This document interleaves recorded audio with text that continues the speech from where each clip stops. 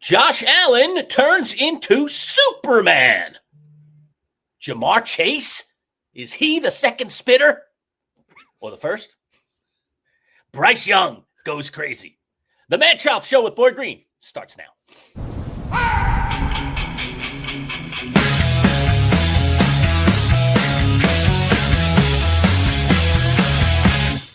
Let's go! It's time for the talk to you. 'Cause when it comes for, it's always coming to. If Boy Green is always on the scene, it was gonna always bring to life again. So get ready, get ready, 'cause here they come. All right, baby, a Monday. Time for the Monday morning quarterback live show. Manchild Show with Boy Green Digital at MC Show Digital, our YouTube handle. Go check us out. Hit the subscribe button. Be a friend. Be a pal. Be a buddy. Become one of the community, my friends. Right there. YouTube.com/MC Show Digital. We need you to create a greater community so that we can get this product out to more and more people each and every week. All right. Welcome aboard, Boy Green. Good morning. Happy Monday to you. Okay, NFL Overreaction Monday, week 11. I can't, when I see like week 11, we got one more game left in week 11. Week 12 officially starts on Tuesday. I'm like, man, oh my goodness, we're getting to the thick of things, you know? Flying by, man. It's flying by. Yeah. Ooh, let's start with the breaking news, and then we'll work our way backwards to all the stuff that happened yesterday, and then eventually get to tonight's Monday Night Football game. Not exactly a sassy one, but we'll still talk about it a little bit. But let's talk about the breaking news. Some news in on Michael Penix. Go ahead.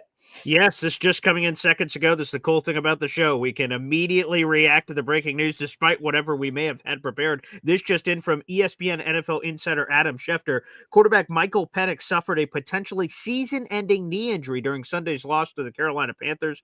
Penix is seeking second opinions, but it doesn't look encouraging.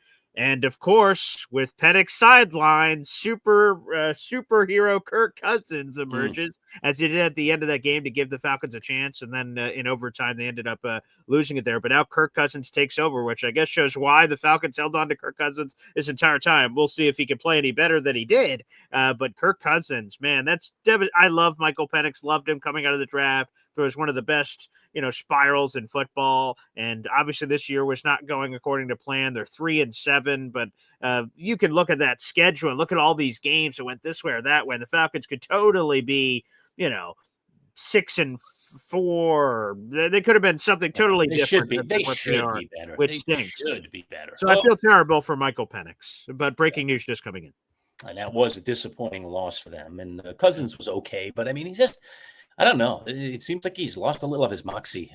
That's, benching can do that to a guy sometimes. Sometimes it can motivate a guy, and then they come back and they just look like gangbusters. And sometimes it's just like it beats a guy down. And I don't know. Maybe his skills are just eroding. I mean, let's face it. He's not a young guy anymore. And maybe, the foot speed isn't quite the. I've heard a lot of talk out of Atlanta about his arm strength or lack thereof, and that he's just not getting the ball to the receivers quick enough. 37 now. 37. I mean, not all of the NFL quarterbacks are Tom Brady. That's true. That can do it, that kind of longevity.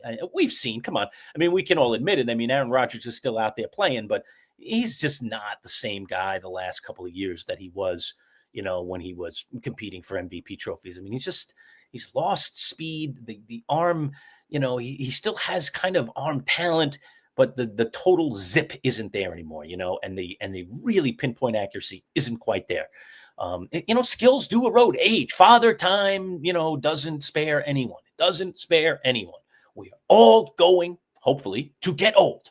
And when you get older, you will find you can't do the things that you could do before. Like I used to be a really good baseball player and then became a really good softball player. And now I am not good, okay, because I simply lost some of the key skills. Like you lost your fastball? What's that? I said, did you lose your fastball? Yeah. Well, I lost my fastball. I lost, I can still throw a baseball, but I don't have the arm I once had or the zip that I once had on it. And after I throw it about 10 times, my shoulder starts to hurt. And the elbow starts creaking a little. You're like, ooh. And I need to warm up for about 10 minutes before I can even throw it, anywhere near the distance that I could normally throw it. And the running, that's just something. I mean, I know there are people that run marathons in their 60s, 70s, and 80s. And good for them. But I just, Yeah. God said to me, the hamstrings are going to tighten up right around 50, and that's going to be the end of it, pal. Okay. You better take up golf. And that's exactly what I've done. I've taken up golf and nice. other sports that don't demand my body to run quickly or run for particularly long distances. Okay. So, I'm not an unfit guy, but I would say that God has taken some of those skills away. And in the football world, especially the compilation of hits that guys take, the beating. So you think that's happening to Kirk Cousins? Yeah. Okay. I do. I see it eroding a bit from Cousins. He might have a little gas left in the tank. We'll see. He's got the rest of the season now to show it. Especially in a real start, because in some of these Kirk Cousins appearances so far this season, he's been pushed out in a late situation. Hey, save us, pal. And he's like, what the? So I don't know how much I throw on him yet, but again, still eroding skills are eroding skills, whether you're a partial player or full-time player, but it looks like he's going to get some opportunities where he's getting all the first team reps throughout a week and get ready for the game. So I'll be curious to see what he provides. Right. Because I was going to say that. I mean, in all fairness, unless you're the whole week getting the first team reps, you're intricately involved in the game plan, as often the starting quarterbacks are. Even a guy that's a pro like Cousins is likely to slack a little bit, to not, be quite as invested mentally, quite as invested, obviously, physically during the week. And then you just ask to go out there and perform. And it just doesn't always just, snap a finger and it happens kind of thing. So we'll see. I mean, maybe there's still, I'm not saying he's done, but I'm saying it's getting there. It's just starting to look that way. Well, I would say this is a, what's the right word? An audition for the rest of the season if he ends up being the starter full time. In case you're just joining us, ESPN NFL insider Adam Schefter, the breaking news. It looks like Penix is going to be done for the year, which means, of course, the keys would be turned over to Kirk Cousins. Well, Penix is the guy that you took with a top 10 pick, so he's not going anywhere. Kirk Cousins could. Now, he's still going to be under contract, but they could trade him. There's a lot of needy teams. I'm not sure if I want my Jets in it, but they at least have to explore it, and so do a lot of other teams with the potential for a veteran trade. So if Kirk Cousins shows anything through the rest of this season, he could be a hot trade piece coming up in the offseason. So he's got a full audition for the rest of the season to figure that out. What he could be, in my opinion, anyway. I know he wants to be a big-time starter again, and he wants to, to end it the right way. What he could be next year, if he shows something the rest of this year, and I think that's an if right there, is he could be that bridge guy, like for a team like the Jets, even if you don't want him on the Jets, and I understand if you don't Boy Green, or what the Giants, walk into this year, bringing both Russell Wilson and Jameis Winston into the fold, knowing they wanted to bridge their way to their rookie quarterback at some point. And if the other, if the vet played well, you could let that bridge be a little bit longer. If the vet didn't play well, all right, might have to shorten things up and get the rookie ready a little earlier. So there likely are going to be a couple of teams out there in the NFL. The Jets will definitely be one of them that will be looking for that bridge. So I think that's probably, to me, what Kirk Cousins could potentially be next year. And that all is predicated on how he plays the rest of this year, because now he'll have the chance to do that with Michael Penix, in case you missed it, out now for the rest of the season. What was the injury, by the way, Boy? Knee. It was a knee. It was a knee for him. And again, he's trying to seek second opinion. So he's trying to find out if there's another doctor that doesn't feel the same way, but it definitely looks season ending at this point. Okay. So, I mean, man, we've got a lot to break down from over the weekend. So we'll just pick them one game at a time here. Let's start locally with the Buffalo Bills. That was a Superman-like performance, no question about it, from Josh Allen. I mean, gosh, even if you look statistically, like anybody that had Khalil Shakir on their fantasy team, I think it was one catch for -2 yards or -7 yards. I don't know. It was negative yards. Yeah, I have the stats in front of me. 1 second. Holy crow. He got less than a point. Because it's, one catch for -3 yards. You're -3, right? So that's 0.7, right? Because you lose the 3 and then you get the 1 for the reception in a PPR league like we have, right? Yes. So the full point PPR, we're talking about 0.7 points. Way to go, Khalil. In a game that your team goes bananas and scores 44 points, where your quarterback has 6 total touchdowns. And I know 3 of them were rushing. We can get into that. Right. But this was Josh Allen spreading the ball around to all these unlikely people. Mm-hmm. And then just finding a way to run when he needed to and just bully people. And that's what that guy's capable of. That's why he's an MVP candidate every year, is going to continue to be an MVP candidate every year, because he is a true dual threat quarterback. He was doing it in like a howling wind. which makes it very difficult to throw the ball. In case you've never thrown the ball in the wind, well, go out and try it. Okay, it's very windy in central New York today. Go take a football out there and chuck it around with your buddy for a while, and make sure you're throwing it against the wind. Okay, or when the wind's coming in sideways to your ball, and watch the ball just move on its own. And these guys are throwing the ball 40, 50 yards, sometimes at a clip in the air. I mean, that ball's going to move, and it might move several feet, okay, along the path. And then you have to calculate that in. And it's a remarkable skill. And he has a cannon. We have seen him in person. We saw him at training camp in his rookie year, and we were like, whoa, we did. That ball shoots out of that guy's hand. Unlike, the guys that he's warming up right next to. You're like, ooh right, AJ McCarron and Nathan Peterman. Didn't have the same whistle on the ball. It was a very, very stark difference between those three quarterbacks as we watched them all just basically run the same drill, throw the same ball. Even if it was a 10-yard pass, you're like, whoa, that one got there about half the time. Yeah. It was crazy. So he is a cannon, and there are some quarterbacks in the league that do have a cannon like Josh Allen, but he's right near the top of that list. And look, the Bills found a way to get it done. I mean, they needed this win against Tampa desperately, especially with New England's continued winning, the ease of their schedule. There was just no way the Bills were going to have any hope of winning this division if they went down in this game against Tampa, and Josh Allen just willed them to victory. So kudos to the Bills. Any other thoughts on that game, Boy Green? Yeah, I mean, Syracuse legend Sean Tucker, baby. Oh, good Lord have mercy on the other side. I know for a lot of you out there in the universe, you're like, who the hell is Sean Tucker? Well, us here in Syracuse, he was a terrific running back here. It's funny that he only got his shot, which is a crazy story. He only gets his shot because a few of the guys higher than him on the roster had like COVID and all kinds of random circumstance to get Sean Tucker his opportunity of getting in there. And he had a wonderful college career. And in this game, he has over 100 yards rushing, 2 touchdowns on the ground. Through the air, he adds another 2 catches for 30 yards. So he had over 180 total yards and 3 touchdowns. I mean, what a coming out party for Sean Tucker.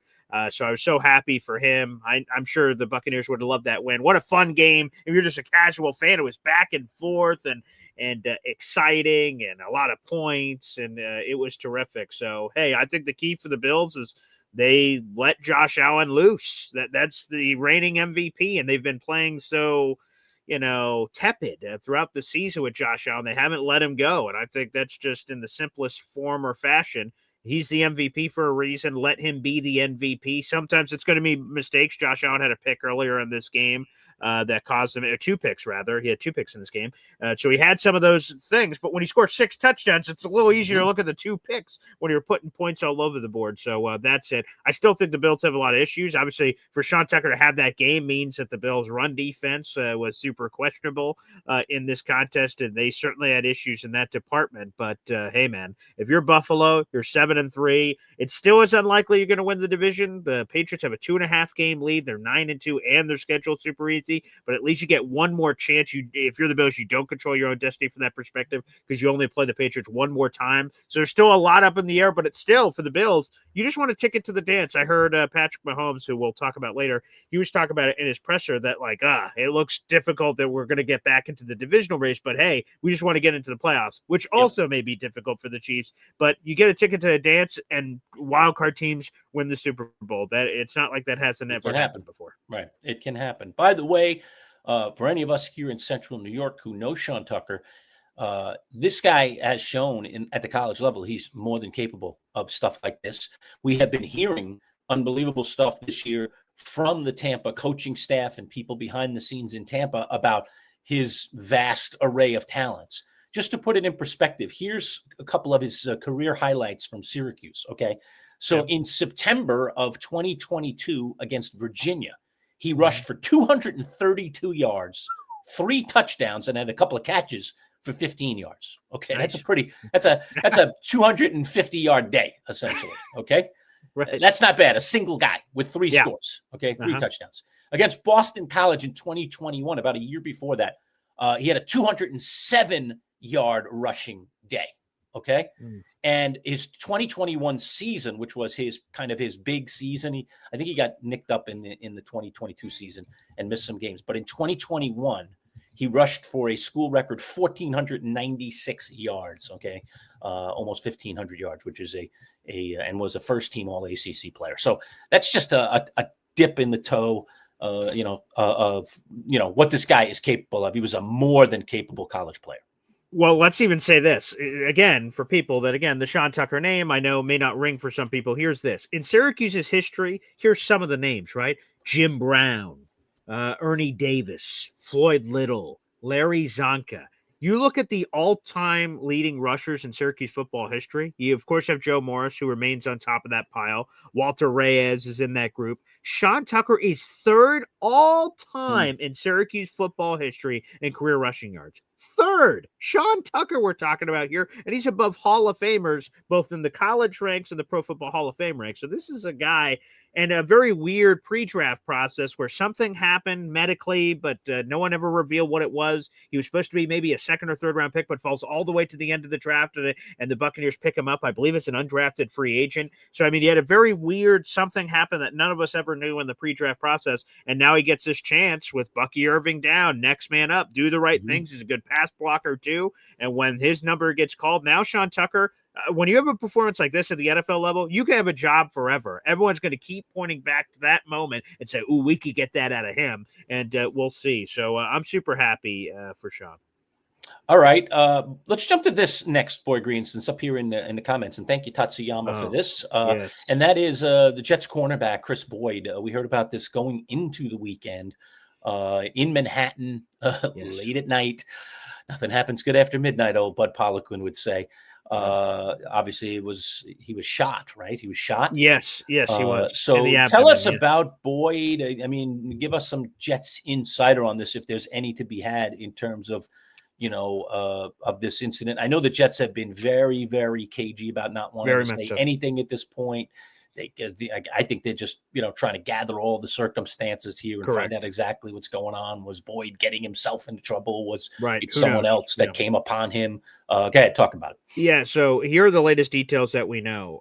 When this was reported, and this was yesterday morning, this happened at 2 a.m. yesterday morning. And then when it started to get reported later in the morning, Chris Boyd it was reported that he was fighting for his life after getting shot in the abdomen and then getting transported to a local hospital. They weren't sure if he was even going to make it, which was obviously incredibly scary. He signed a 1-year deal for the Jets this offseason. He had shoulder surgery during training camp, so unfortunately he was set to miss the entire year.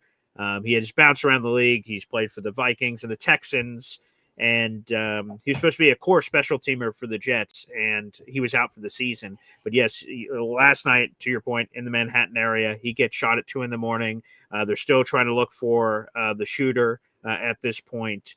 And thankfully, the positive update we just got this morning is he went from, critical condition, fighting for his life. And there is still a critical condition element here, but now in stable conditions, or at least, who knows? It's all kinds of things can change with medical stuff going on. But I was just very happy. It just happened maybe an hour or so before the show. I was able to see that update, which feels so critical.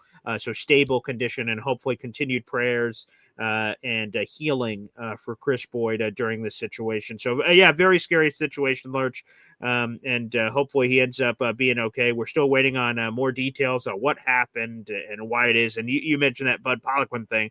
My father used to share a similar message with me about, like, hey, man, nothing good happens after this time. You're eventually going to be out on your own, which I am now, obviously, as an adult. Like, hey, just think about that. Like, all kinds of crazy stuff happens. Just like have a curfew for yourself, like leave during certain times and things, and don't just be out patrolling the streets. You never know what craziness can happen out there in the universe. So again, just hopefully for Chris Boyd and his family ends up being okay. So again, waiting for more details. They're seeking a shooter. They don't know the motive. Was Chris Boyd targeted? Was he just the wrong place, wrong time? The police are still trying to gather a lot of that intel. Is he a player, Paul? The name, when I heard it, I was like, who? Kind of thing. I know with Sauce being traded, that secondary is changing rapidly. So is he a player that is getting some run? Is he a guy that, what can you tell us about him as a player?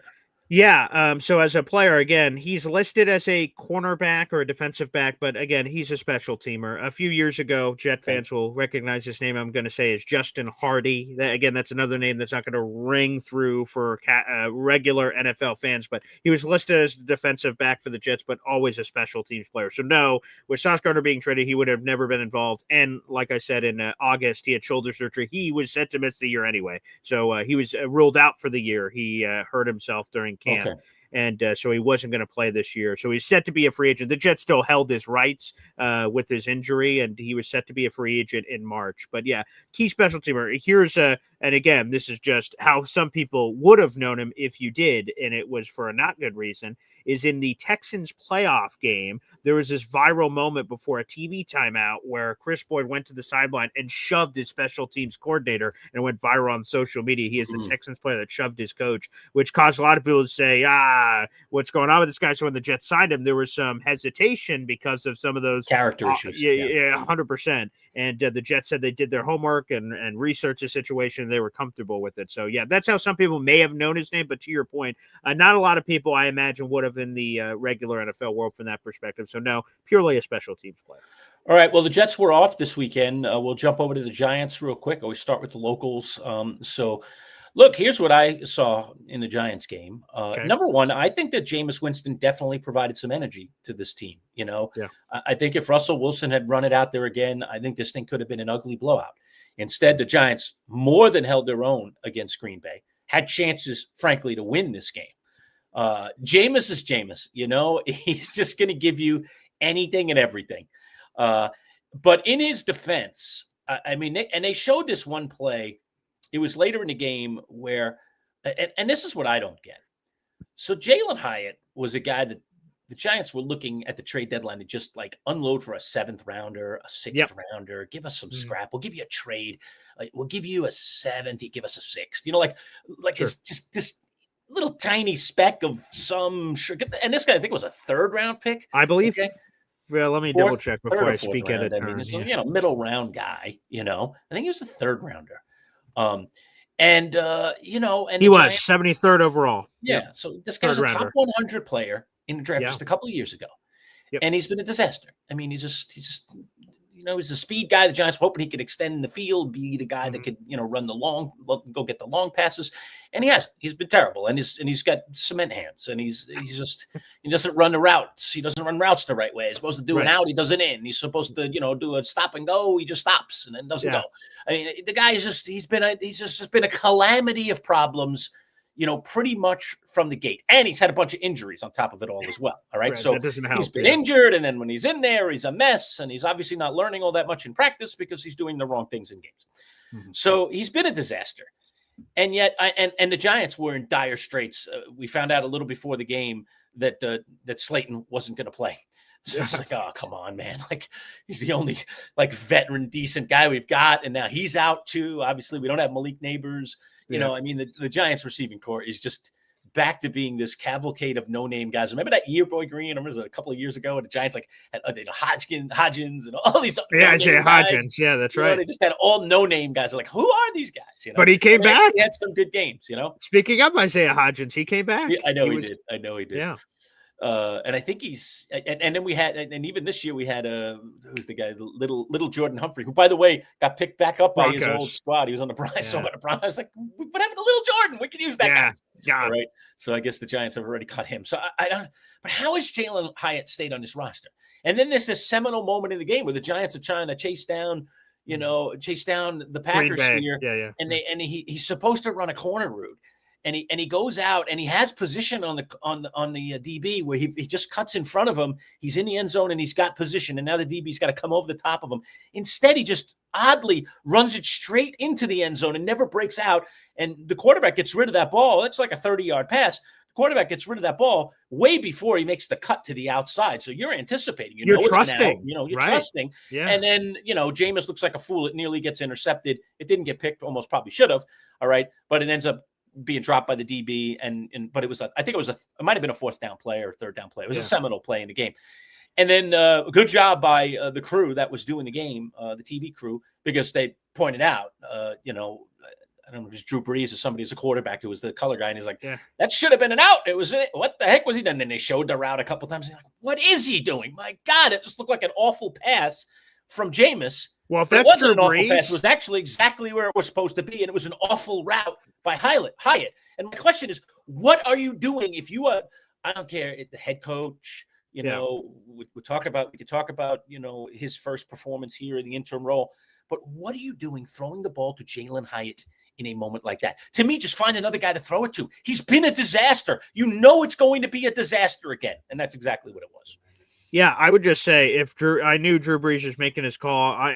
I was watching other games, so I only got specs of the Giants game. So, yeah, if it was great, that was his first game doing it. And I think that's the cool part, because us normalized, we're not sure. Everyone wants to default blame the quarterback anytime an interception is thrown. We don't want to say that the receiver ran the wrong route or did this or did this. The easiest thing is, geez, Jameis, what were you seeing there? So it's cool that to have a quarterback like Drew Brees saying, no, this should have been this instead of that. So I like that. It showed him when he let go of the ball where high it was. And you're like, oh, yeah, he's anticipating the guy's going there. I mean, this is the route.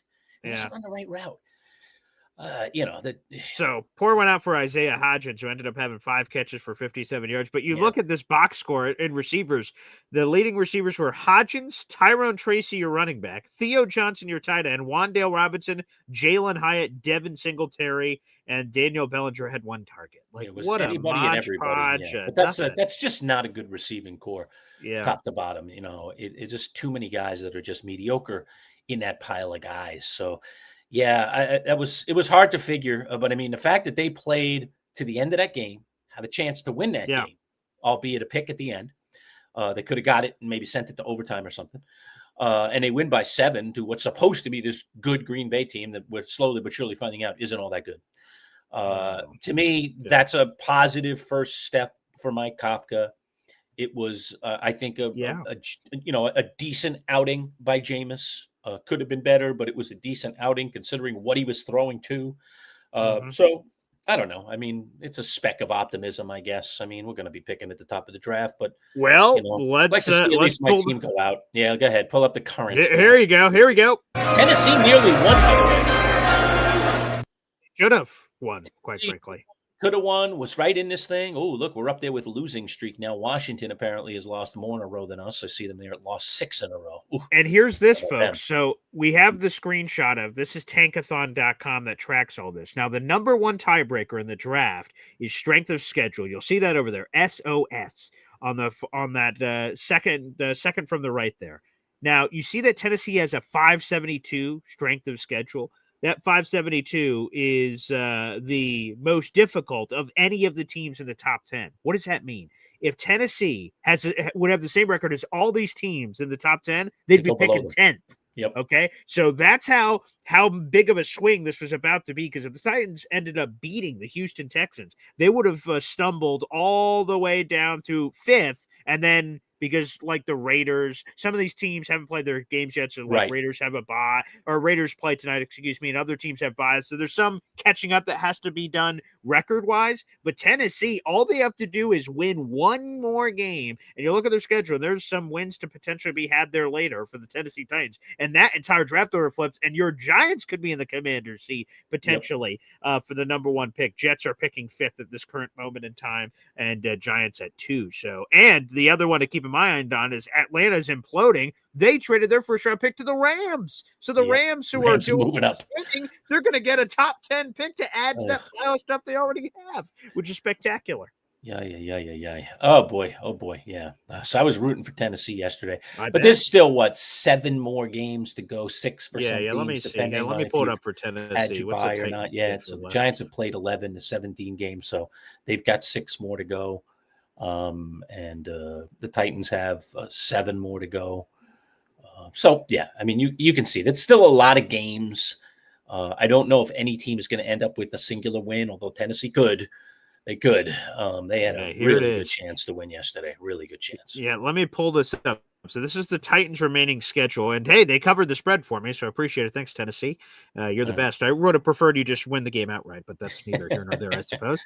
But let's see what Tennessee has left. Okay. This is the Titans' remaining schedule from weeks 12 through week 18. And you think about potential wins here. Cleveland in week 14, that's totally on the table. New Orleans in week 17, that could totally be it. That's a home game for them. Yeah, and that's probably it. Seattle is likely good. Right. Unless somebody has a clunker. Maybe right. Jacksonville, it's a divisional game. Jacksonville has a crazy turnover game, Yeah. Trevor gets loose in a game, which but besides that, it's looking tough. Yeah. So they might get another win. Maybe. Well, what again? The Giants would have to lose out. Can you do the same thing? Can you just Giants schedule? You can just quickly find the Giants' remaining schedule. Yeah. Just so we can compare and contrast. At least at this point, they're sitting in the number 2 spot. Although you saw all those teams with only 2 wins, so certainly all of them are possibilities to jump over this team. Especially as Boy Green said, because of strength of schedule, anybody's tied with Tennessee. Tennessee will move below them in terms of win-loss record. So all you need is for someone else to stay 2 wins, Tennessee to get to 2 wins, and all of a sudden whoever is alongside them is going to move in front of them. Here's the Giants' schedule remaining. Oof. So at brutal. Detroit, at New England. So they could beat Washington's kind of a disaster right now. They're a disaster. They don't have Jay Daniels. Vikings are a disaster. JJ McCarthy's look terrible, and the Raiders are there. So I think those are the eminently winnable games. It's that 3-game stretch between week 15 and 17. I think if the Giants could win any of they could lose any of those games, but they could win any of those games for sure. Okay. So, again, Tennessee, they're looking good for the number 1 pick, but we'll see. I mean, it's a lot of games, 7 or 8 games, 6 or 7 games, 6 or 7 games for these teams. So that's a lot of games. But anyway, hey, it's nice to be number 2. The Giants aren't going to be picking a quarterback, so I don't think they have to have the number 1. And in all honesty, Tennessee, I would think they're not going quarterback. I mean, but wouldn't they want to trade it if they got? I mean, I would hope they haven't given up on Cam some Ward other quarterback needy team. Yeah. So you never know. Hey, Kyler Murray, Josh Rosen, that happened. Let me throw one more up here, and then we could get to whatever other topics you have, Lurch. My Jets, this is their remaining schedule with a lot of road games sprinkled in. At Baltimore, home for Atlanta, home for Miami, at Jacksonville, at New Orleans, home for New England, at Buffalo. How many wins do you be honest with me? Friends got to be honest with each other. How many more wins are on the schedule for the Jets at 2-8? Baltimore is they just have to keep winning games, so I don't like their chances there. Okay. Atlanta's I just don't know what Atlanta is week to week. So that's possible. Okay. Boy, Miami seems to be playing a little bit inspired from Mike McDaniel. Yeah, 1, 4, 5. Yeah, very nice. I like to think the Jets could still win that game. Though that game is in MetLife. Yeah, that's correct. Yep. That's 2 possible. Okay. Jacksonville should be fine. Yeah, they just blew out the Chargers. Terrific game. New Orleans week to week is always a possibility. So 3, okay. 3 potential. Okay. Yeah, and that's it. So 3 potential. Okay. 3 potential. That's the same thing we said with your Giants. So 3 potential. Same thing. Yeah. Not that they'll get any of them. They might get none of them. Sure. Right. But 3 potential out there that they could go grab.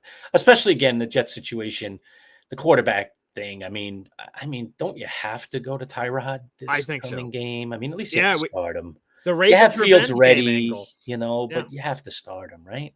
Yeah, I think so. We'll see. AG was supposed to speak today. I have not seen whatever the updated time is that he's not going to say anyway. No, I don't want to give him a competitive advantage guy now. Probably, but on Friday he left the door open for a quarterback change, so that was unique. We have not seen that from AG so far. So maybe to your point, even if he was going to make a change, he's not going to say anything. But the fact that he opened the door on Friday just piqued a lot of our curiosity. Like, oh, what happens next? But and William, I appreciate him chiming in here. I can't root for the Jets to lose out. Love my team that much. Hey, I'm not rooting for the Jets to lose out either. How I operate as a fan, everyone can operate differently. I'm going to be rooting for wins against Baltimore, also because I have a beard bet going on, Lurch, with your buddy Alon. Yes, I know. So if the Jets lose to the Ravens, I'm going to have to shave off most of my beard.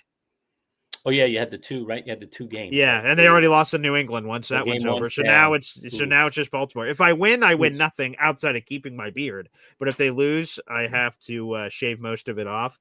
And I thought that was bad enough. Like that. Oh, that sucks because I love my beard. Mm-hmm. But my dad called into my show on Saturday and said, "Alon, I've got a better idea." So okay, your guys' bet is your guys' bet. I don't like a dad jumping in on something like that. I don't either. Good.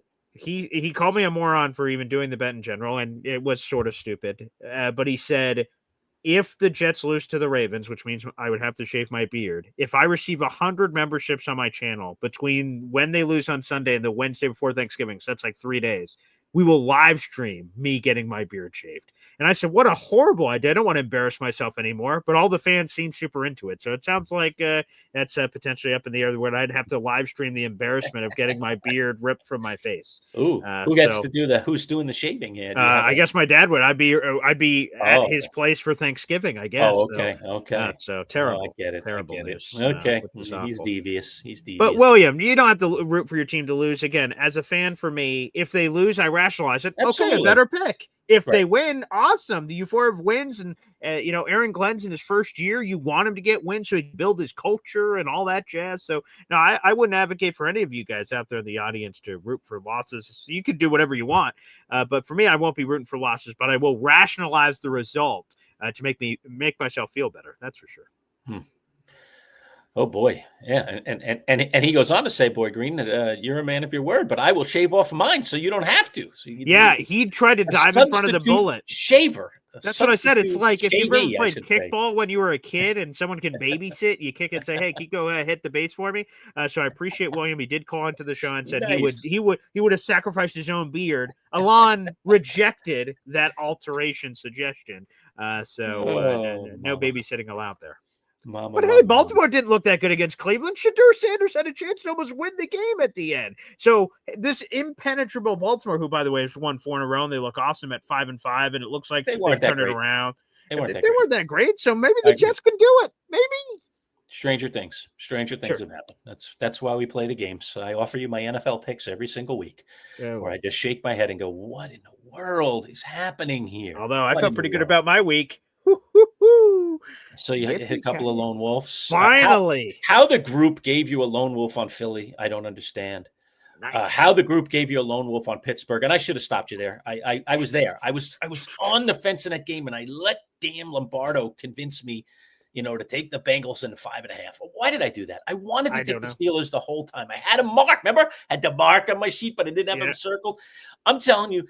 This year for picks, all right, and I'm not making excuses. I am kind of, but I'm not making excuses, all right, because I live with the results, and I'll admit when I've done great and when I haven't done great. Over the years, I've been a very, very good picker of games. I've never finished under 500. I'm in danger of doing that this year, and I've won it a lot. Okay, most of the years that we've done it, we've done it roughly 10 years. I probably won like 7.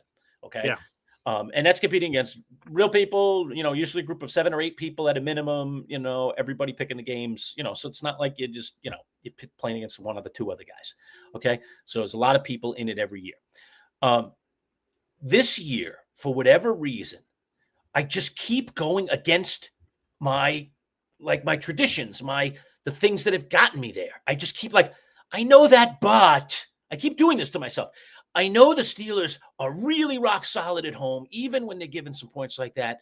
And Cincinnati's got no defense. It should have just been a circle and move on. Yeah. But then I was like, Rodgers is just really bothering me this year. It just looks like garbage. And, Cincinnati, man, Flacco's got their number. Remember the first game. I let it all the doubt creep in when I had a rock solid. No, Pittsburgh at home. It's less than a touchdown. They're going to win that game. And I allow this nonsense to creep into my mind. I'm going to try this week. I've said this a few weeks ago, but I'm going to try this week to just not let this, no more noise. I'm going away from the noise. I'm looking at the games, and I'm going to pick the games on the merits of what have been tried and true things for me over the years with certain teams and certain circumstances. I'm the nutty warm weather team in a cold weather place. The cold weather team every single time. Yeah. Cold weather team in a warm weather place. Weird things happen sometimes too, and you can go against it, buck that trend.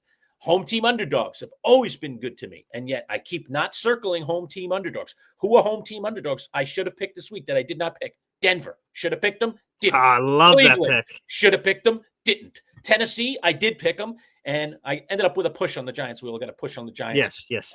But so at least I picked some. I nailed Jacksonville too. But I should have picked Cleveland and Denver, or at least one of the 2 of them. I mean, I don't have to pick every home team underdog, but it's been good to me. What am I doing? Why? Especially in games where I'm on the fence. I was on the fence. I rolled out all the statistics on Cleveland and how they always hang in there with these guys, and 4 of the last 5 times, and then I go against it. What am I doing? Go with the trends. Go with the things that are there, that are out there, that are tangible.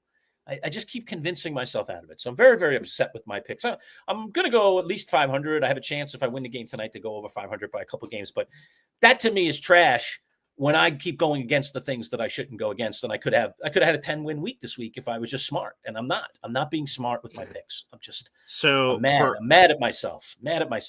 Yeah.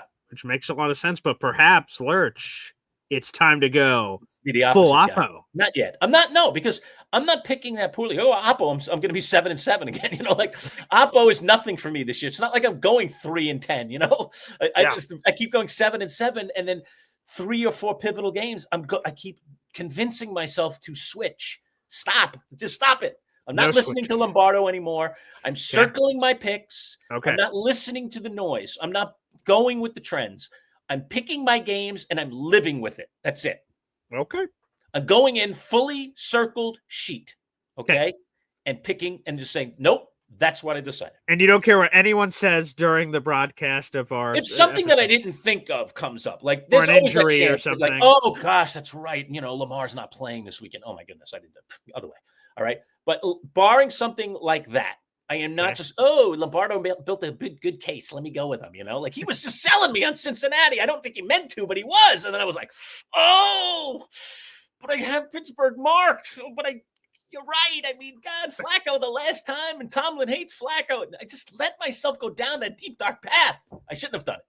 All right, enough of my picks. Let's get into some more of these football Well, stories. Let's talk about that, Lurch, just because we're swimming in the AFC North. Big Aaron Rodgers news. He goes down during the game yesterday. Still waiting MRIs, but there's some early reporting that there's a fracture or break in his wrist. Which is his non-throwing hand, we should say. Yes, that's true. As he was getting sacked, people try to catch themselves. Like if you fall down your house, you throw your arms back, try to catch it. And unfortunately, that's what Aaron Rodgers did. So it's just compression of body weight, the guy on top of him, all forcing down there. So it could be a fracture or break in the wrist, which would mean he would miss time, which means Mason Rudolph is in. And again, the Baltimore Ravens have got back to 500. They're breathing down the necks of the Pittsburgh Steelers, who thought they were all well and good at the top of the division, but all of a sudden they were going from playing to win to playing not to lose, and now all of a sudden they're feeling the gap shrink and shrink and shrink. Are the Steelers screwed if Mason Rudolph has to start a significant amount of games the rest of the season here, Lurch? I wouldn't say they're screwed because Rudolph has in spurts. Now, I don't want him, quarterback of my team for a season, but Rudolph has proven in spurts. He's a system guy. He knows what Tomlin wants. If he stays away from mistakes, he can. Pittsburgh's been game managing their whole team this year. It's 100%. I mean, the defense was atrocious earlier in the year, and they were still finding ways to win games. And now the defense is starting to pick it up, and they're starting to create turnovers. And then the offense looks very inefficient, and they're still finding ways to win games. I don't know. It's that Mike Tomlin coaching. It's that discipline. It's just the Steelers thing. They're always tough to beat at home. I still think at this point, I think the Ravens are going to win this division. I'm convinced now. They remain still a game back. I think they're going to win the division. It feels to me like the Ravens, even though they're still not playing great football, are gaining momentum every week. And it feels like the Steelers just keep surviving. All right. Okay. So well, both teams probably make the playoffs, but I think that the Ravens are going to win the division. I know there's been a lot of talking teams. I'm not the first person to say that. No, definitely not. Let's get both of them up. So I have both schedules here, the Ravens and Steelers games remaining. And shout out to the NFL schedule makers, by the way, for how they set this up, because now we're going to have maximum drama down the stretch here. It's okay. This is the Baltimore Ravens first. This is their schedule. Home for the Jets, home for the Bengals, home for the Steelers, at Cincinnati, home for New England, at Green Bay, at Pittsburgh. Ravens and Baltimore and Pittsburgh have not played at all yet this season. They still have 2 games remaining, obviously, as you see the schedule. So the Ravens right now are 5-5. Lurch, what do you believe their record will be looking at the schedule? 6, 7, 8. I think they're going to get to 9 wins at a minimum. I think they're going to get to 9. Okay, so let's put them at 9-8 for a second. Let's look over. Okay. This is the Steelers' remaining schedule: at Chicago, home for Buffalo, at Baltimore, home for Miami, at Detroit, at Cleveland, home for Baltimore. They are currently 6-4. So the Steelers have 1 win better right now than Baltimore. What do they finish up with as you look at this schedule? 6. Well, they're already at 6, so keep that in mind. Yeah, I'm just counting here. Okay. 7.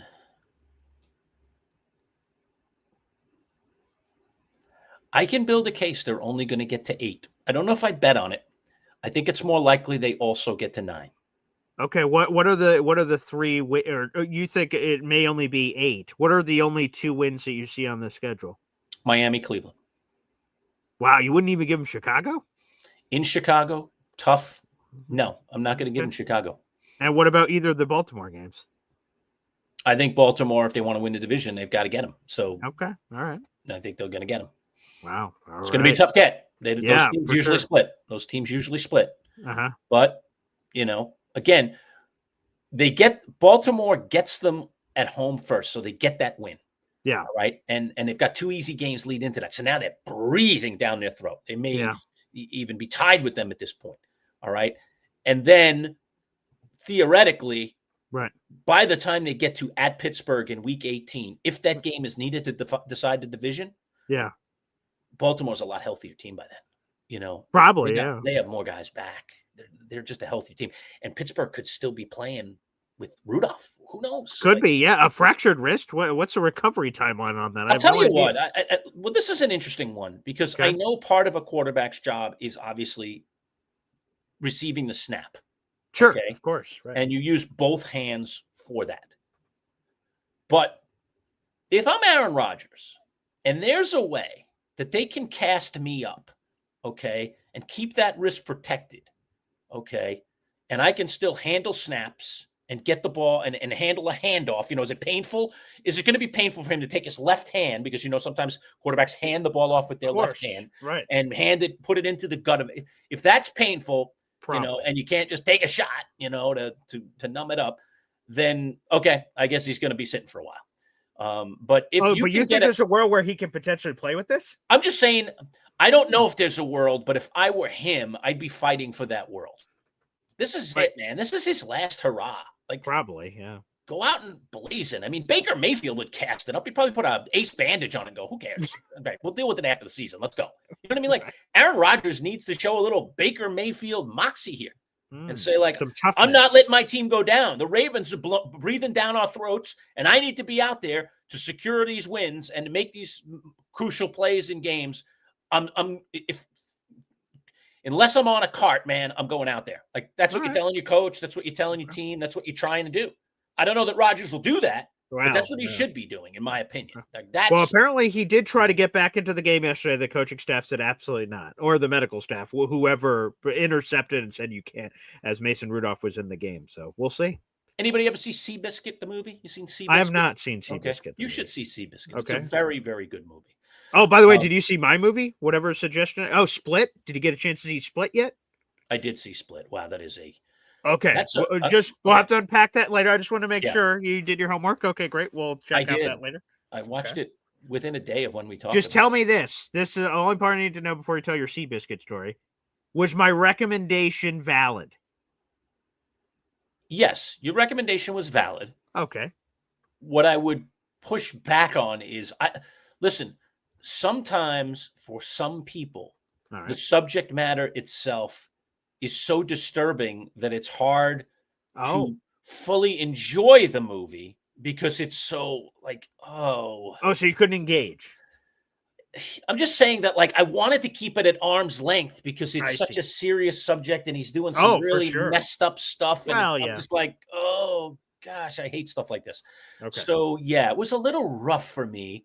Okay. But he's tremendous. I mean, who's the actor? What an actor. Who's the actor? James McAvoy, I believe. Yeah, James McAvoy he was very compelling as a multi-personality person. I mean, he got into the character building there clearly during the process of that. Was no easy acting job. That was some very, very good acting. And he sold it. I was totally in. I thought it was a real character. And it was the subject matter itself that made it harder for me to fully enjoy it, Boy Green. Okay. But I was still riveted. But I was just like, oh, okay. I don't know. I'm not a big horror movie fan. So when Neither am things I, get a to be little honest. icky and scary to me, sometimes I'm like, all right, I'm not liking this. Like, I don't like it. I'm getting stressed. Yeah, there's clearly a flavor of horror. Yeah, I don't know how there that is. categorizes in Definitely something like there that, but is. clearly This movie. it's in there. Yeah. Yeah, this movie is very, very tense movie. Oh, very tense. That's a good word for it. Yes. And and I think the tenseness is you just like you don't know what he's gonna do. You know, You're right. It's a psychopath. this You're on could get, edge. yeah, Like, this could get really bad. And it's these young girls, and you just feel for them, and you're like, gosh, please let them escape. This is crazy. When's their 100%. rescue coming? Yeah. So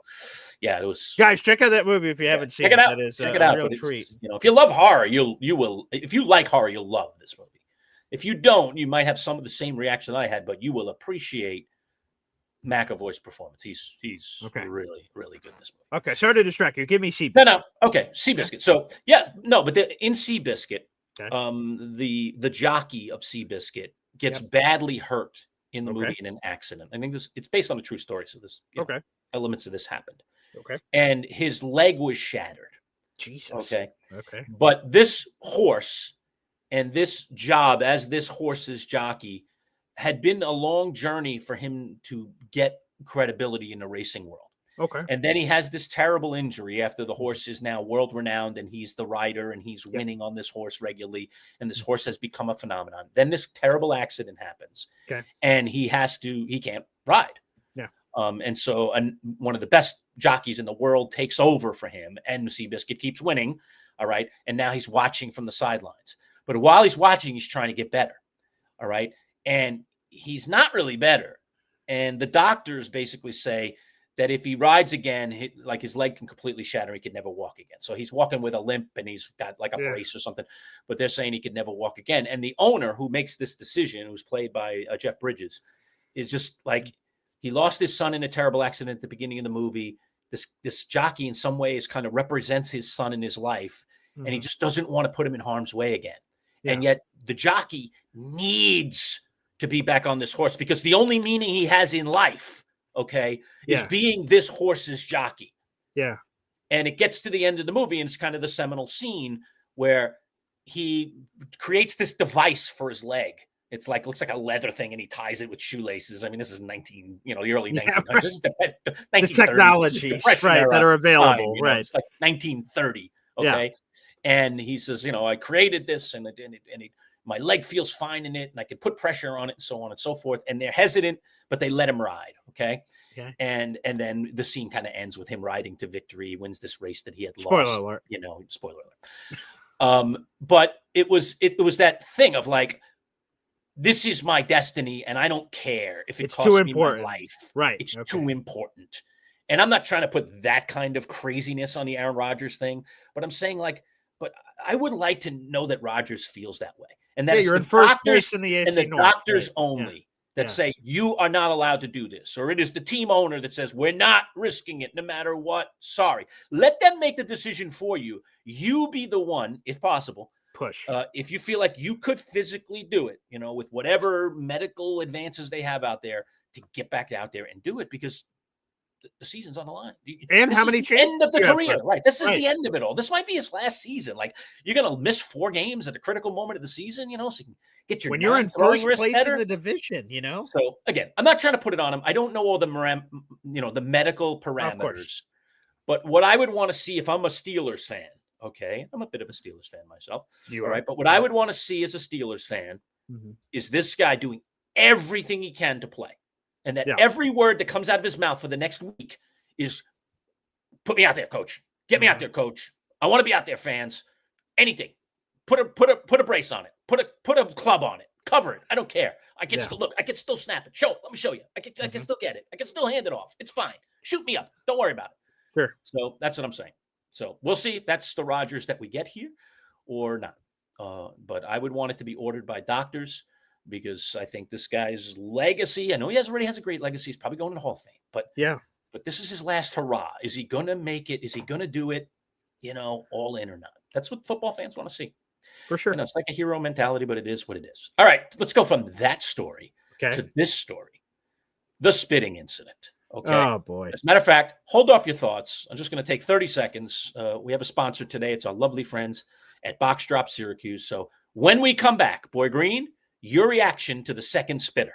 Okay, we saw one earlier in Philadelphia, so this guy's the second spitter. Good little play on Seinfeld. All right after this word from our lovely, lovely friends at Box Drop Mattress and Sofa. Considering that we sleep nearly 1/3 of our lives, buying the right mattress is essential.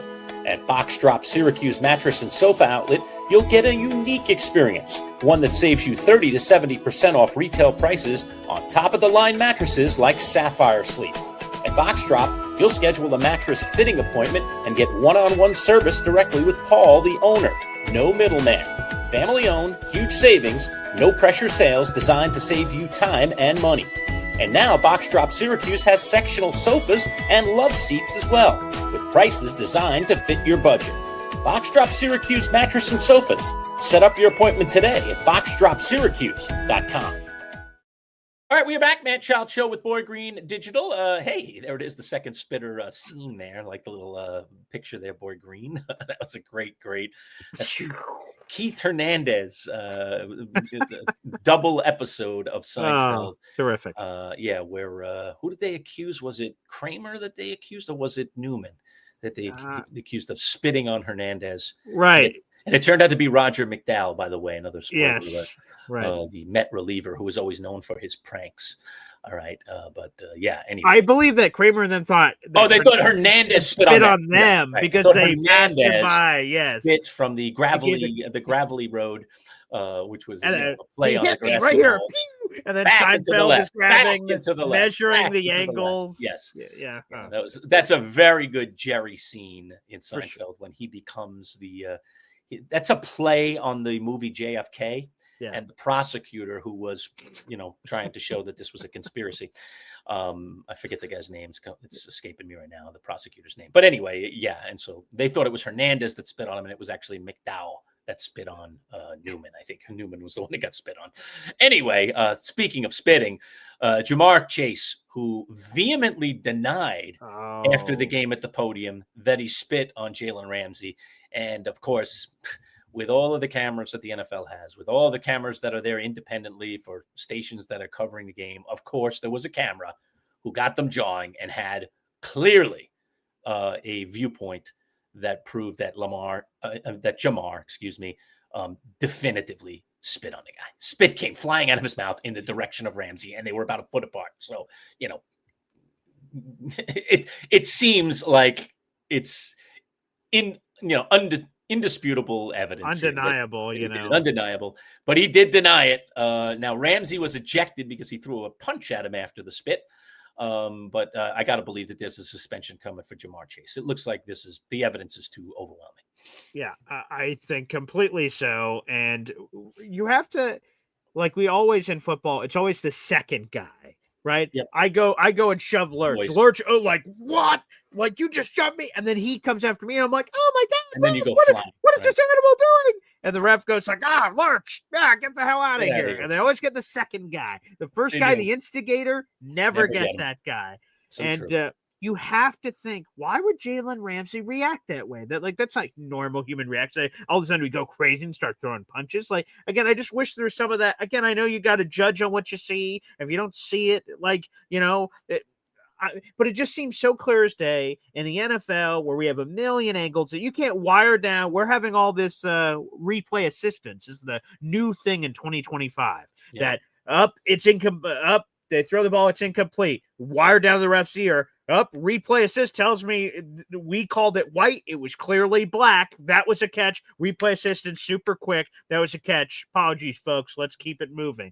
So with that you can't wire down and say, we got the angle. He hacked a loogie on him. I mean, guys, the spit habit, and then to be able to respond to that based on that, that's just, oh boy. It seemed clear as day. It seemed pretty clear as day. So he's probably going to get a game because if you go back again to the Philadelphia game, I know they didn't give Jalen Carter game, correct, but he was ejected very early in the first quarter. This happened very early in the game, so I think the NFL said something about it afterwards that they decided not to give him a second game because they felt like they gave him a game because he was ejected at the very beginning of the game. This obviously happened much later, so this is going to be a game for Jamar Chase. I don't see any way around it.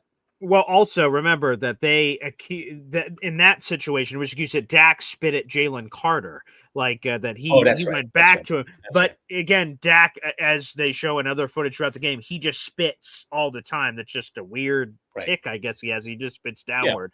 But no, on this one, again, it seems pretty clear as day there, Lurch, that Jamar Chase not only did in fact spit, so did he spit or not in general, but that he clearly, and not to get too grotesque here, Lurch, but it seems like that was a lot of spit that was getting thrown the way of Jalen Ramsey. We actually have the footage, Lurch, so we do. Right. I know we had to review that later in Seinfeld of getting the right footage, the right angles of seeing a pew, and then it deflected and ricocheted off here and there. Here you go. Here's the footage. This is as close of a camera angle as they have in the National Football League. Here it is. Let's go to the footage. Definitive to me. Yeah. Here we go.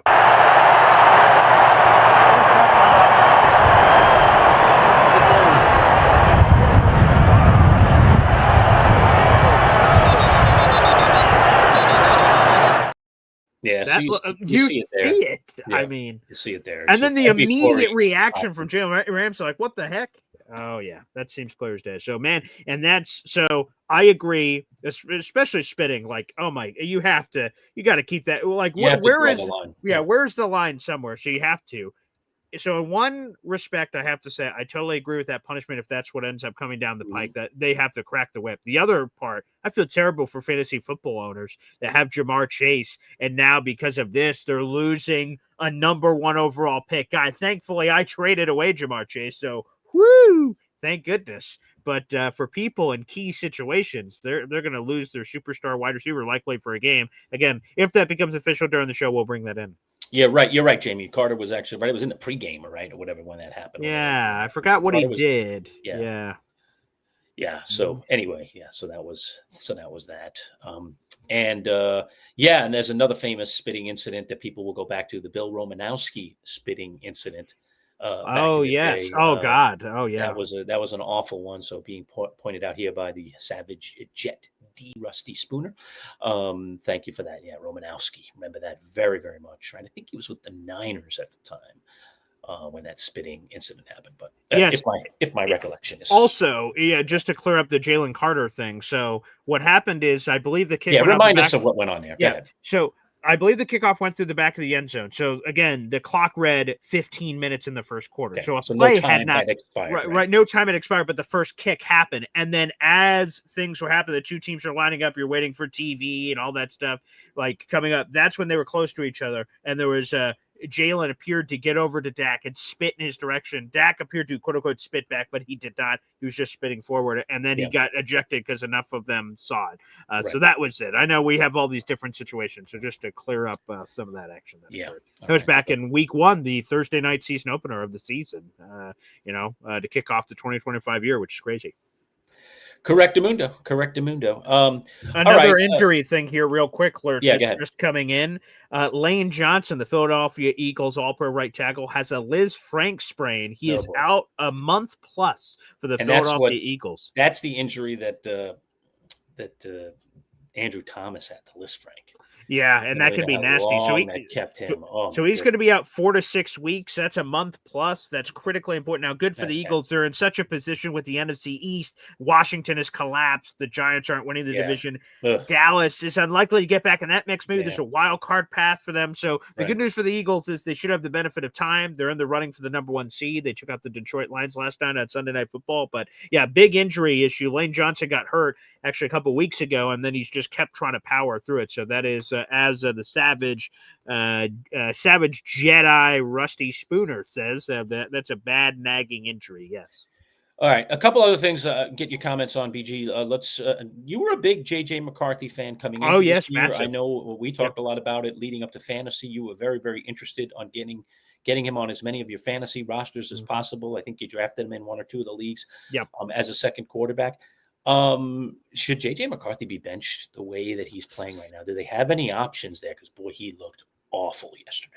Awful. Yeah, he looked terrible, and I thought I had the right temperature because a bunch of years ago, as I like to bring up as often as possible, that I had Patrick Mahomes right when he was not a rookie; it was his second year, and I'm like, guys, this is my hidden. I don't want to tell anybody, right? Joe Bartle's on all these fantasy shows. If I was in his position, I couldn't have kept it secret. I would have screamed it from the rooftops. But in our position, we only talk fantasy once a week, and I ask the questions. No one's asking me the question, so I could keep it secret. And when I drafted him, I'm like, ooh, I think he's going to be awesome. And then he was the MVP, and I ended up winning one of the fantasy championships, which was awesome. I had another vibe that J.J. McCarthy with Kevin O'Connell, Justin Jefferson, all these weapons. I'm like, oh my goodness, it's bubbling. This is perfect. No one's drafting this guy, and I'm going to hit it. And to be honest, Lurch, everything you just said, I mean, he has been absolutely atrocious. Of course, he missed a couple of weeks in the middle of the season due to injury. But here's the blunt truth, Lurch, they have no one to turn to. Carson Wentz is a person they did turn to for a stretch of the season when he was hurt. Carson Wentz is out for the year. He's gone. The only other choice that the Vikings currently have in their roster, and it's a good local story for the people around there, is Minnesota rookie quarterback Max Brosmer. And he is obviously, as a rookie, zero experience. I believe he's an undrafted free agent. I don't even know if he was drafted. I will confirm that news in just a second. So long story short, they have no one to turn to. Now, where do they have to turn to after this year? There were all those rumors that Aaron Rodgers wanted to be a Viking, but the Vikings said, man, we believe in J.J. McCarthy. It looks like that didn't work out.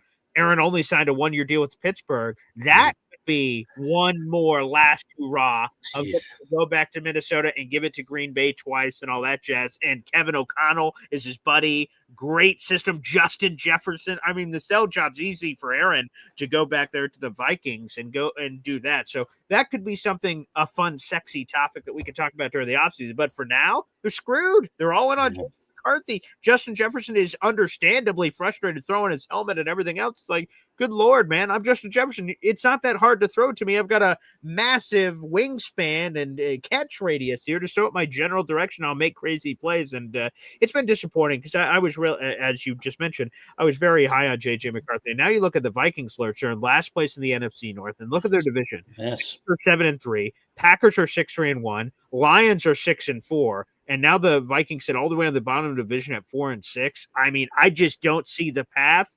And it just goes to show you, Lurch, here's how thin that line is. Someone brought it up earlier, right? Vikings last year win 14 games.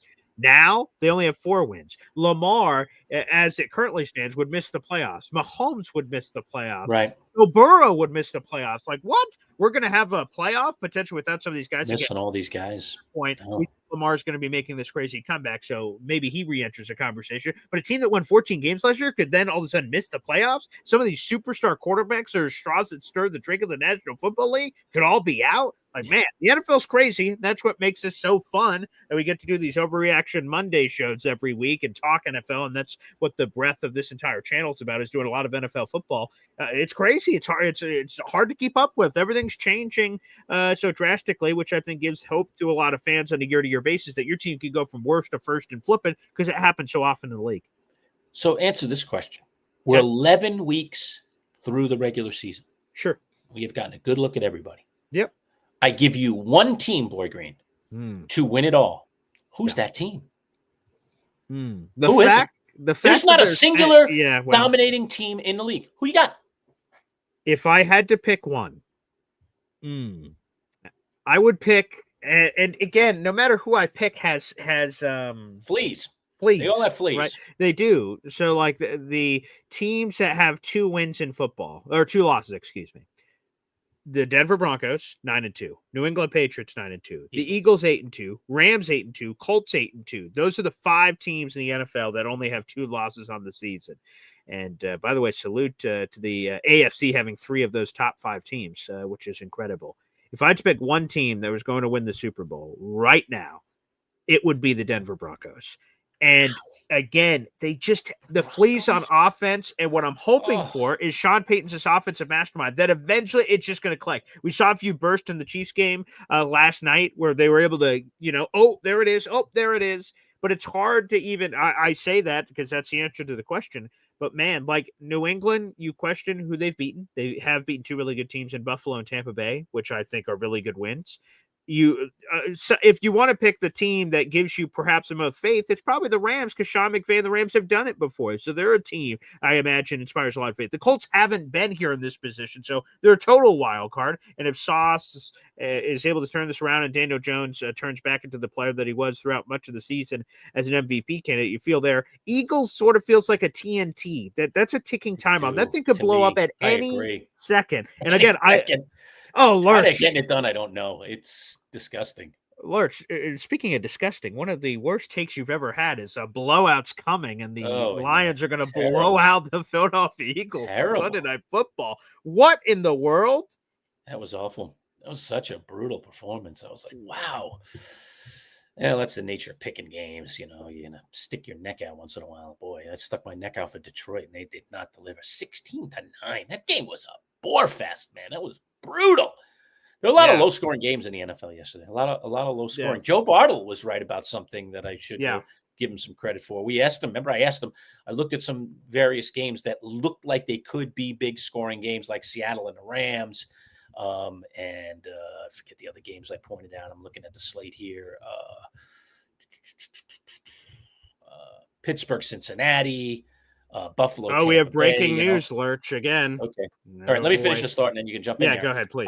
But Bartle said he thought the highest scoring game of the weekend would be Buffalo, Tampa Bay, and he nailed it. 44-32. That was by far the highest scoring game. All right, go ahead. What's the breaking news? The Jets are making a quarterback change. Justin Fields is getting benched to Tyrod Taylor. Breaking news from NFL insider Diana Rossini. There's nothing breaking about that news. I mean, that is. You don't think so?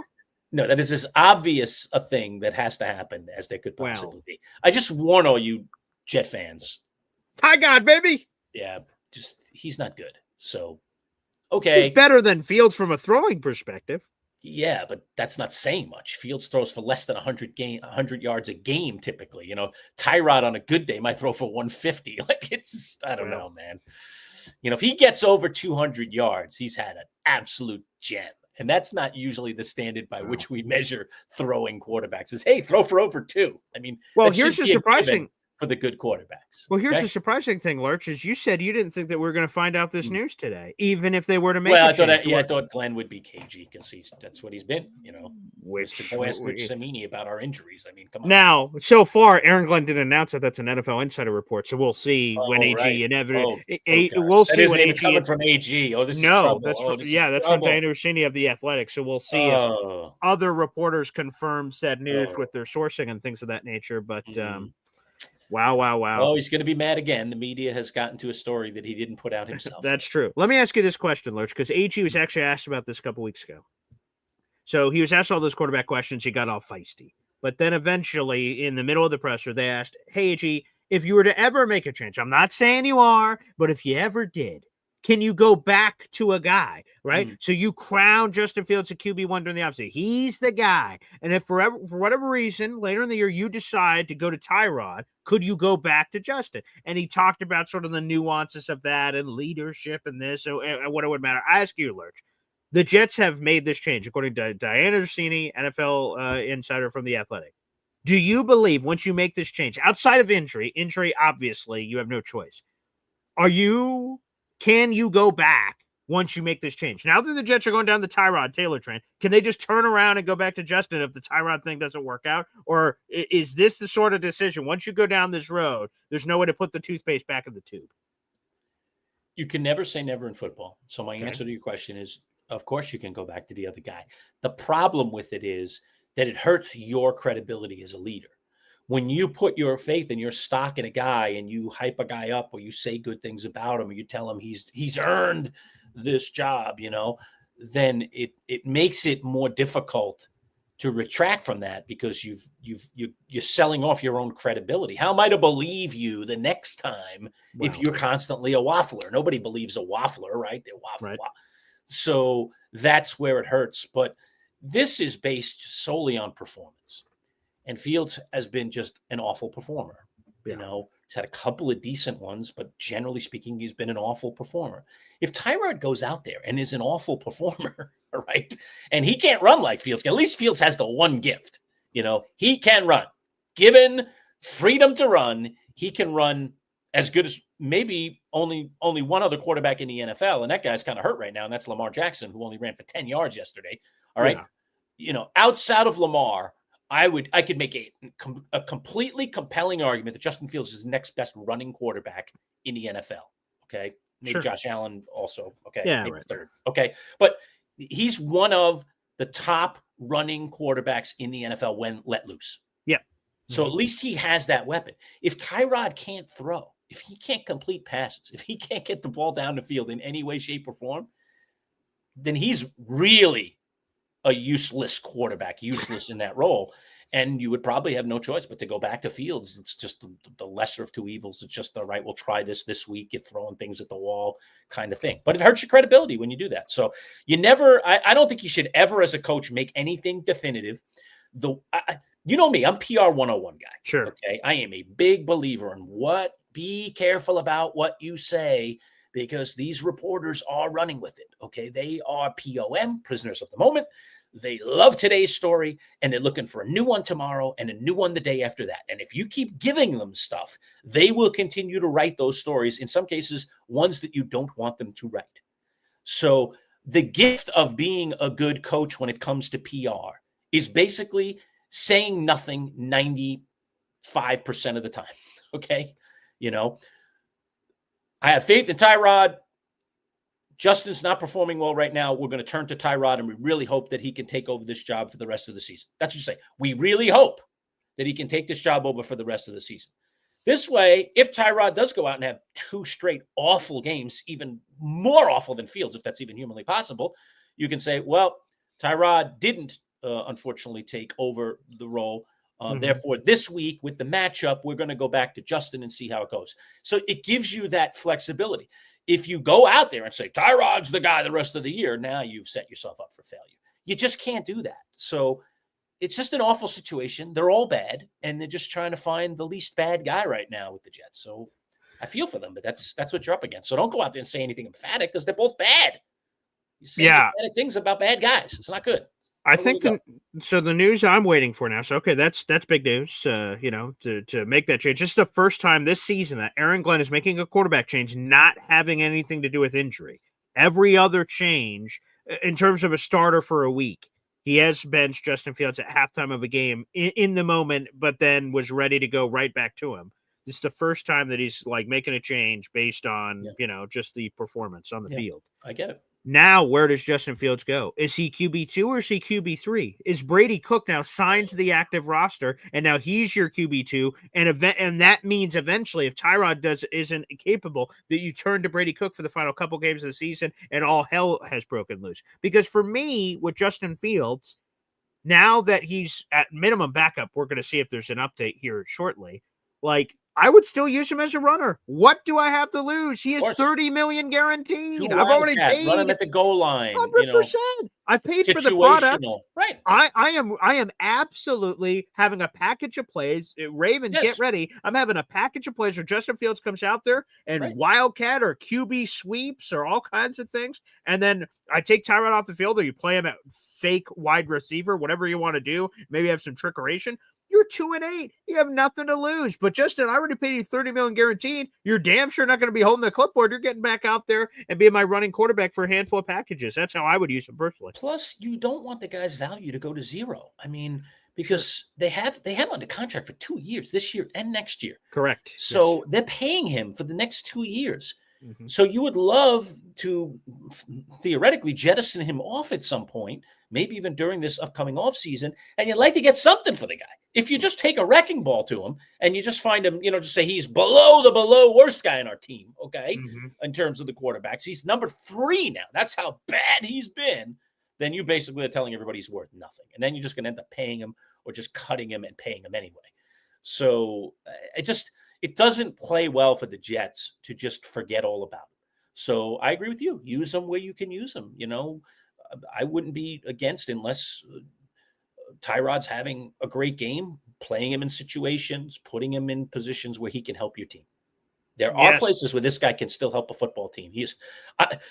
I guess he would never do it, but I honestly think at this point, the way this has gone, and he has had now, is at least 3 or is it 4 organizations? How many has he played for already? I think it's 4 teams. Fields. So it's the Jets. No, this is his 13th. This is his third? 13.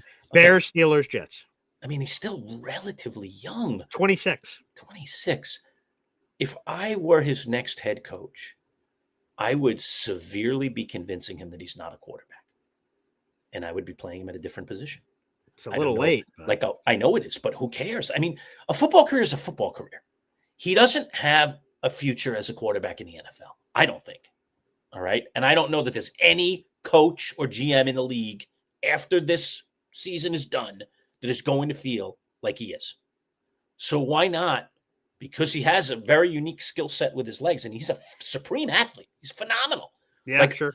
I don't know. Could he be some kind of like a different version of, because this guy's a battering ram, but could he be a different version of Taysom Hill? All right. Sure. Could he be a different version? Like, you use him at the goal line, but use him in a completely different way, you know? And he's a more accomplished passer, I would say. He is, right. So and you can actually use him in gadget plays where he actually could throw the ball down the field and throw it 50 yards and have a big play. Like, I don't know. I just think of anything that I can do as long as I'm paying this guy to utilize him in different ways and make him about Taysom Hill. I mean, you have to say, like, he wouldn't be in the NFL right now if they just said he's a quarterback and a quarterback only. I don't even know if he'd be on a roster. But because he can do the things that he can do, not only is he on the roster, he stayed with the Saints. How many years? He's been in the NFL. That guy's going to collect a pension. He's going to have, when it's all said and done, he's going to be fine. All right. So if I'm Justin Fields, I don't want to go out this way. You know, figure out another exit plan and be willing to do something different. That's okay. Large. Here's a quick trivia. I won't play the music. How much career earnings do you think Taysom Hill has in the NFL? How much money do you think he's made? This is purely on the football field. Just on the football field. How many years has he played? Can you tell me that? Sure. Yeah, I'll give you that. 1 second. I'll pull that up for you. Let's see. Taysom Hill. Okay, so he's been here since 2017. So 17, 18, 19, 20, 1, 2, 3, 4, 5. Yeah, this is 9th season. 9th season. This guy's hung around for 9 seasons. Okay. Impressive. Yeah. And is not a coach or GM in the NFL that believes he could be a starting quarterback. Or obviously even, not. Or even really a backup quarterback. Really. Yeah, sure. Really. Right. Okay. 9 years. I'm going to guess low, but I'm probably wrong, but I'm going to guess low. And I'm going to say 35. $63 million is what Taysom Hill has, according to Spock Track that cover. I think he's going to be okay. 63 million, and his career isn't over. He can hang around doing his whole shish kebab. That's unbelievable. Yeah, unbelievable. I'm not surprised. So okay. There you go on that. All this breaking news on the show today. I know, yeah. Beyond the stuff we already had to talk about. It's been a day. All right, a couple other that I don't want to get off without talking about before we get out of here. Yes, all right? Yes. And I want to jump into the comments, too, for anybody that threw off comments. Always love to get you to comments. You can always put comments in there, I promise. We'll always try to get to anything that you put up there that's viable, including even saying hello sometimes. Sure. All right? Okay, so Shedeur Sanders' debut. What'd you think? And it was not a debut that was, again, a typical debut because he didn't expect to be out there. And then he got thrown out there. And then he completed his first 2 passes. And you're like, oh, and the crowd gave him a big roar as he came out onto the field because they were chanting, get Gabriel out of here, bring on Shedeur. Yeah, because he was terrible, right? Yeah. And then it all turned bad because, let's face it, that's a bad team with bad receivers and a bad offense. And it turned bad, which is not surprising. If I were him, I don't think I'd want to get on the field with that team right now. I think it only hurt his stock. He's better off getting traded somewhere else at some point and getting with a good offensive coordinator and good receivers, and that maybe give him a chance to be a viable starting quarterback in the NFL. I don't know what this young kid's future is, but that wasn't an ideal debut. Give me a quickie on that.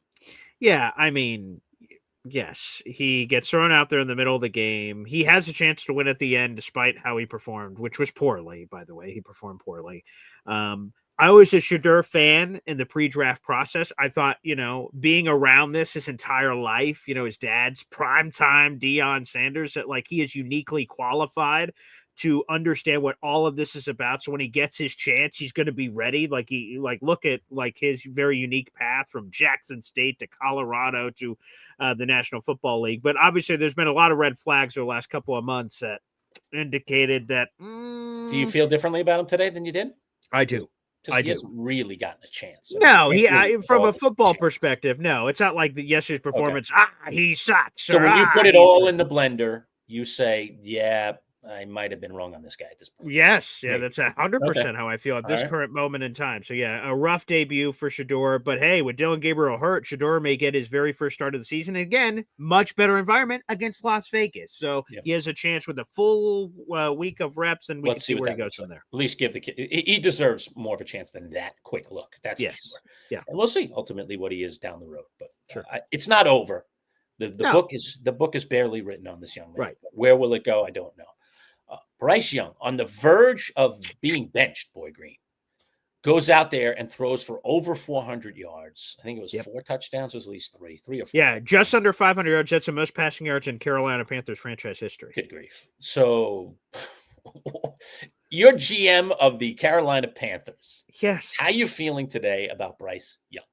Well, I mean, I'm sure they had the bulletin board material from our Friday pick show where you were like, we got this Panthers team. And me and Matt immediately go, Lurch, what are you talking about? They're in the middle of the playoff mix, and you're slapping around them like they're a tanking team. So some disrespect coming from the man. Can I just say, Atlanta should have won that game. What would they do? Maybe. Sure. You don't utilize your team.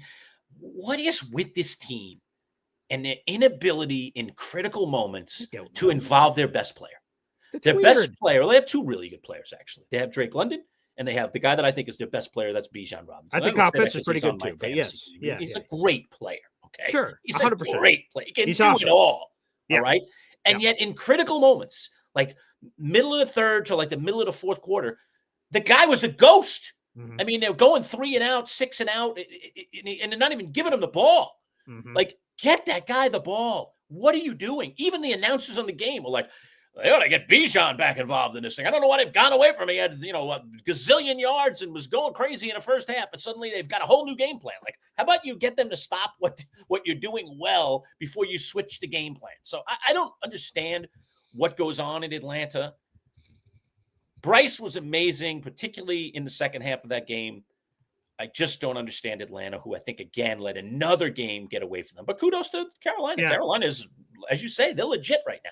100%. They're fully in the mix. They're a game out of first place in the NFC South. The Bucs. Do you still feel comfortable with Bryce Young as your quarterback if you're the GM of the Carolina Panthers?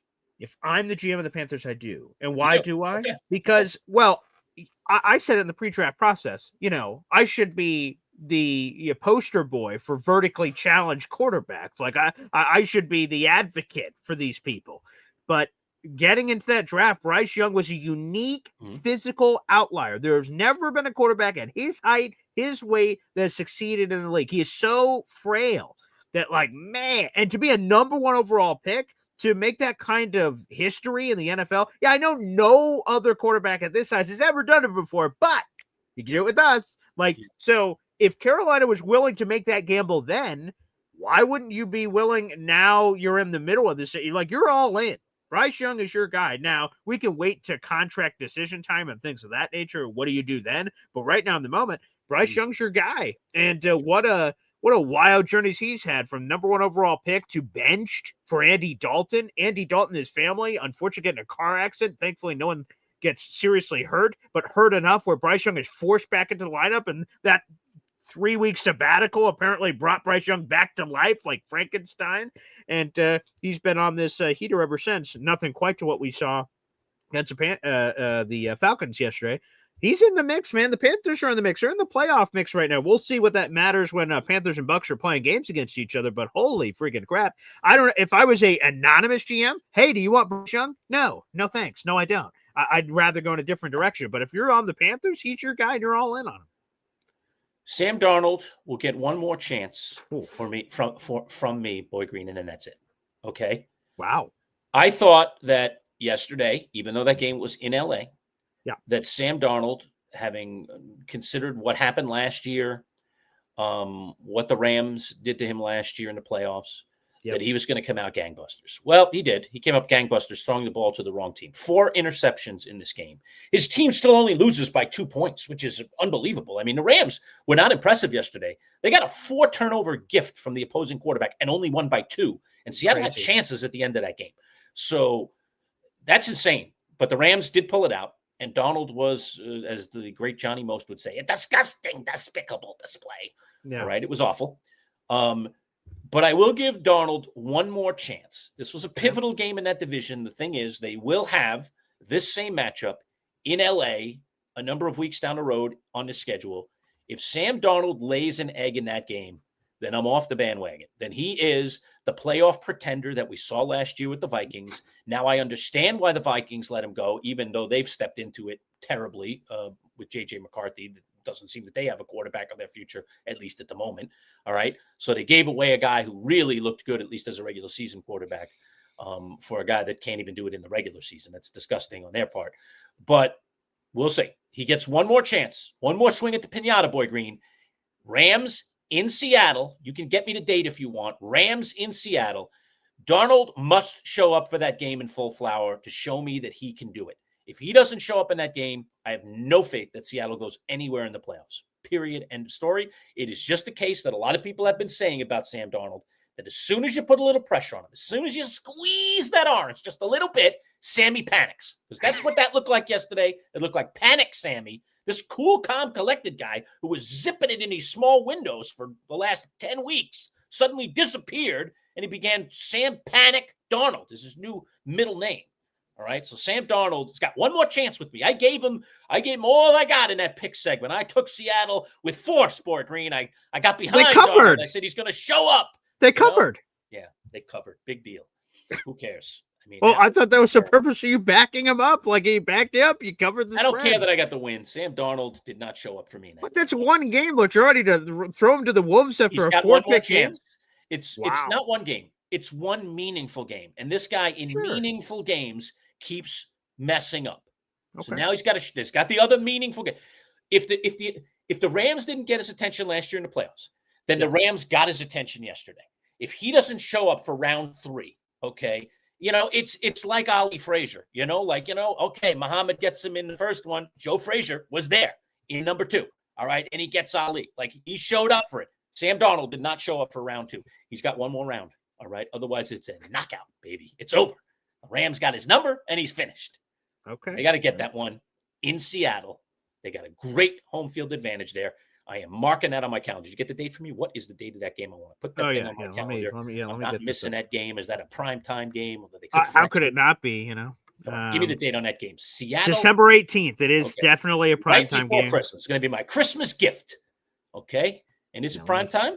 Yes, 100%. I can see from the time it is. Okay. It is a Thursday night football game. Thursday night. Oh, short week. That makes it a little harder. Short week in Seattle.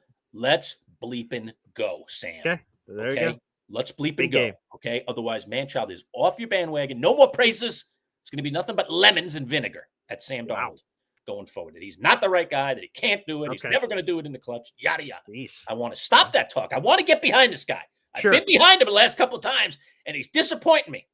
It's time for Sam Darnold to pull up the old big boy pants, okay, and show up for the Manchild and his teammates. Let's go. All right. I don't know if you have this story on your docket, but can I? Speaking of disappointing, can I throw one at you here, Lurch? Sure. Well, I mean, if we're talking about disappointing, one guy that's been disappointing on the field has been Giants rookie Abdul Carter. And now here's this that came out this morning. I don't want to hear this. I do not want to hear this. What now? According to Dan Dugan of The Athletic, Giants rookie linebacker Abdul Carter was benched for the opening drive of the Green Bay Packers game for missing a walkthrough. Carter was asleep in the team facility at the time of the walkthrough. Now, as you'll see at the bottom of this screenshot, Abdul Carter has responded to Dan Dugan's report saying, "I wasn't asleep. I was actually doing recovery. Nevertheless, that's on me." Lurch, what's your response to Abdul Carter, who is like, do I want Lawrence Taylor's number? Do I want Phil Simms' number? And now we're getting this? He has like half a sack on the season? What in the heck? Not as bad as I thought. I was expecting worse. I like the answer. Okay. I like the answer. Very direct answer. Laying down the facts. And most importantly, that last line, that's on me, baby. But how does this happen? Responsibility. Okay, so I'm trying to even think of an analogy to use. If I'm in the building and I'm doing recovery, don't they say, "Hey, Abdul, don't you have a meeting right now?" Like, you can't be doing recovery right now. You got a meeting on the other side with all of your teammates. How does that happen? How are you just in a different part of the building getting recovery? How do those wires get crossed? Where you're the only one, like no one else is there because they're all at this meeting. You're by yourself getting recovery, and that doesn't seem strange, bizarre. If we were to believe Abdul Carter's reasoning, I was in recovery. What do you say? I wasn't asleep. I was getting recovery, man. I was working on me. Like, how does that happen? That doesn't make any sense. Yeah. I don't Explain it, Lurch. How does that make sense? I don't understand. We're all in the same building. If I'm the medical people giving him his recovery treatment, how is that possible? I just can't wrap my brain around that. I don't understand. Could he be telling a white lie? I suppose. Maybe. I don't know. It seems rather odd. Yeah, strange. These schedules are very, very typical. They're very, very I would imagine stringent. Rigorous. Like that's on rigorous. Yes, that's what I was looking for. Very, very well defined. Right. Yeah, it's not good. It's not a good look, but I do like It's On Me. Okay. And this young man has a lot to learn. He looked like gangbusters in preseason. He looked like gangbusters in training camp. And he has looked like an very ordinary defensive end in gameplay. Okay. How many sacks? I mean, Boy Green, I think he has half a sack. Yeah, I believe. He has like one sack. I mean, his sack situation is insane. Yeah, it's half a sack on the season. Half a sack. That's it. So, yeah. Well, here, I'll save you from Abdul. Yeah. Okay. What about the Bills one? Keon Coleman's a healthy scratch for the third time. Keon Coleman missed a meeting. Like he had an issue where he missed it. How is this happening? And people go, sorry, he's just a little immature, doesn't have his stuff straight. That's another one. I know we're wrapping up the show here, folks. We got a couple hundred people in the room, but how does the Keon Coleman one happen? For the third time, there's a discipline issue, and he's been wildly inconsistent on the field, but he missed a meeting? What are you people doing? Isn't this your life? Isn't this everything you're supposed to be doing? How do you miss a meeting? Oh, boy.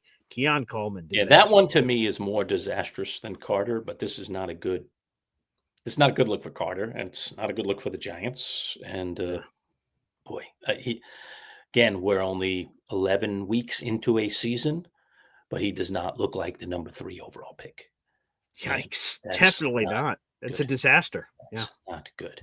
And I'll tell you what, I mean, again, all of this stuff will, by the end of the season and going forward, into the offseason, could very well have an impact on whether or not Joe Schoen is still the GM. Abdul Carter is one of his guys. Mm-hmm. And if I were him, I'd be sitting with Abdul Carter today as the GM and saying, what's up, Abdul? What's going on? Is this what you pictured as Abdul Carter NFL player? How many sacks did you say he had? I missed what you said. Who, Abdul? Yeah. He has half a sack. Half a sack. Okay. Did you imagine, 11 weeks in, Abdul, you had 11 in the books, half a sack? I mean, is that what you were hoping for? Was that in the preseason goals? So, and then this missed meeting thing now. So what are we doing the rest of the season? I mean, I stuck my neck out on the line for you. I believed in you, and I still want to believe in you. What are we going to do here the last 6-7 weeks of the season? What are we doing? Are we gonna be the Abdul Carter that I thought I was getting in the number 3 spot of the NFL draft, that I'm paying a lot of money to, that I want to renew his contract come year 4 before we even get into year 5? Or is this going to be a different story? What's going to be the ending to this book? Like, I'd be sitting down and talking with this young man, because it doesn't matter what the Giants' record is. It doesn't matter any situations that are going on with the Giants. This is Abdul Carter's career. And as the GM who stuck my neck out for him, I'd be sitting down with him and talking to him about his career. It's not good. It's not a good look. And he hasn't been a very good player for the Giants, in all honesty. Periodically, I've brought it up with Ed Valentine. I have. I've been like, Ed. Yeah. Like, the weird thing is, watching Giant games, it's like, you're like, where is he? Like, you don't hear his name. Like, he's not making tackles. He's not, having a big effect on quarterback pressures. I mean, sacks are great, and certainly half is not good for defensive end with all the credentials that he had coming out of college. But, like, he's just not in it. He's just getting blocked. Nothing happening, so he's not disrupting in any way. And I thought he would be a disruptor, and he's not, at least so far. But and again, young guy. Abdul Carter is just taken to social media. Okay, that's always a good sign. So let's throw this up on the screen. What if now? I was Abdul, I would just put down the phone. Yeah, but just put it down. That's just me. Here's Abdul. When the hate don't work, they start telling lies, and he seems to be. He just posted straight up. He's not responding to anyone. He's just throwing this out into the ethos. Like, I'd put the phone down, man. To be honest, like between me and you, Abdul, who gives a crap why you missed it? You were sleeping. Right. You were ordering Grubhub. I don't care. You missed the meeting. That's the most important part. So to bellyache with the reporter on the now exacerbates it more, keeps it in the public more. It has more people talking about it. And you're saying, just stop people from talking about it. Just attend the rest of the meetings and don't be on the bad list anymore. And you get out, and play better football. By the way. Play better football. If you do that, then who cares about any of this stuff? Let's have a 3-sack game, and then everybody be talking about the 3-sack game and not about the meeting that you missed. Bill Belichick told this story. He came into a room and he worked for the Giants. Lawrence Taylor was in the back of the room sleeping. He turned to Bill Parcells and said, hey, coach, Lawrence Taylor's sleeping back there. And he says, well, basically, like, should I do something about it or something? And he's like, nah, don't wake him up. Let him get his sleep. We need him for Sundays. Like, when you're playing better, you have a much longer leash on the stuff you could get away with. So, Abdul, my advice, put down the phone, stop worrying about all this crap, play better football, and no one worries about it. And again, it doesn't matter how or why you missed a meeting. Like, just be better. If you watch that game in Spain, I don't know, almost in a football game, and that's supposedly a really nice stadium, by the way. Looked nice on TV. Apparently, yeah. These overseas games this year have looked really good. Very much so. Really aesthetically, yeah, great, yeah. This is like a big time stadium in Spain. It sounded like they had remarkable amenities there at the stadium. We were treated to a 16-13 game, not exactly what we were hoping for. Miami and Washington, okay, get what you asked for, and overtime too, nice, and overtime. But I don't know that I've ever seen more red zone ineptness from either team. I mean, oh my God, I mean, it was like each team could move the ball very rapidly down the field, and they'd get to the 20 and inside the 20, and then it would all fall apart. Penalties, bad throws, picks, fumbles, and anything and everything goes. Mariota, a disgusting display in the red zone, and he was good otherwise, but every time they got in the red zone, he was awful. And Tua had some of the same issues. So that was a red zone fiasco. That is, if I were either one of those two teams, it's all I'd be working on in practice this week is red zone drills. That's it. Yeah. Everything's from the 20 in. Let's go. Let's get in confined space and figure out how to get the ball to our playmakers, because both teams forgot how to do it. It was absolutely insane. A lot of field goal attempts in that game. Yada, yada, yada. So that was kind of disgusting. And then last one on my list, Boy Green, let's get to it because it is tonight. There is a Monday Night Football game. It's not one we're incredibly looking forward to, but there are some people like us out there looking forward to it. And that is Dallas and Vegas tonight. I think it's in Sin City, if I remember right. So, it is 100% in Vegas. Yeah, yes. Okay, so preview it. Go ahead. Give us some thoughts. Dallas, Vegas, what are you looking for? I'm wearing the shirt. I'm wearing the Quinnen Williams shirt. Shout out to our number one Austrian Jet fan for making this and sending it to me from Austria. I need a jersey change because he's in the wrong jersey. But Quinnen Williams makes his debut tonight for the Dallas Cowboys. So the Cowboys think they were playing chess. The rest of the world is playing checkers. Well, we're about to find out. And Quinnen was in a unique position, right? We talk about and this is a quick thing out to the Jets Austrian fan. If you want to send me a T-shirt with Abdul Carter on his phone, or typing a text, I'll take that. That'll be okay. That's a good one too. Maybe you could get. Go ahead. I'm sorry. No. It's just what version of Quinnen Williams are we going to get? Is he reinvigorated? I'm on a new team, and he goes back to that first team All-Pro Dom itself, where a couple years ago he had 12.5 sacks. I mean, that's what the Cowboys are betting on, and the Raiders are not a very good team, so I imagine the Cowboys are going to win tonight, and hopefully add to my wins here on our NFL pick sheet, which would be terrific. So I'm looking forward to the Quinnen Williams debut. So I'll be on the edge of my seat. And there he is. Austrian says hello. He'll start working on that. Very beautiful. Thank you, our Austria Jet fan. So I'm wearing that shirt proudly today. So I'm curious to see what does Quinnen look like. Cowboys coming out off a bye too. So Quinnen uniquely has a lot of time, right? He got to I don't know the living situation, but whatever. He goes down to Dallas, has extra time, playbook, blah, blah, blah, blah, blah. He should, and it's a Monday Night Football game, so even more time. So he should be as prepared as anybody for this kind of change. So I'm curious to see how he plays tonight. It will be a little weird seeing him in the blue and white. But he's a terrific player, and I'm rooting the best for him. Okay. No fantasy worries for you. You got me, Boy Green, it looks like. Oh, yeah. I wasn't going to bring it up, but you brought it up there. Insane miracle from my team. Trey Tucker did have over 40 points in a game this year. So if I could get some kind of insane performance out of him and Brandon Aubrey, who are my only players going tonight, then maybe. Although I have two players tonight. I could do some crazy thing, right? But you've got the quarterback. I got Dak Prescott and George Pickens. Yeah. So I'm feeling you're up good. about 20 on me right now, and then you got those right. guys. And those two. I would need like an insane Tucker night, Dak to throw 3 picks, But hey, strange or crazier things that happen. But I think you got me, and you needed it more than I did. That's for sure. 100%. You'll remain, I think, in second place with that win. So I am actually in third place, so hopefully I jump back into second place. You might jump back into second, I think. Then maybe. I think that might. We'll see. Yeah, because Jabber and Big Al, and there's a few others in the mix, but we'll see. It's going to have Al's going to win, so maybe you're going to still be in third, but you'll be so it takes some points out. But either way, you and Al alone in second, second, tied for second record. Sure, maybe points wise, you'll be in third. I was on a 2-game losing streak, so I absolutely needed it. And again, shout out to the fantasy football players out in the audience. Always be looking to make moves. I pick up the Steelers defense on Friday night, and they score 2 defensive touchdowns. That was huge. I pick up Michael Wilson randomly on Wednesday morning at 11 o'clock when I hear the Marvin Harrison news. I'm like, maybe. And so I'm able to pick him up, and Michael Wilson scores 34 points, and Steelers defense scores 21 points. Those 2 moves won me the week. I don't make those moves, I lose.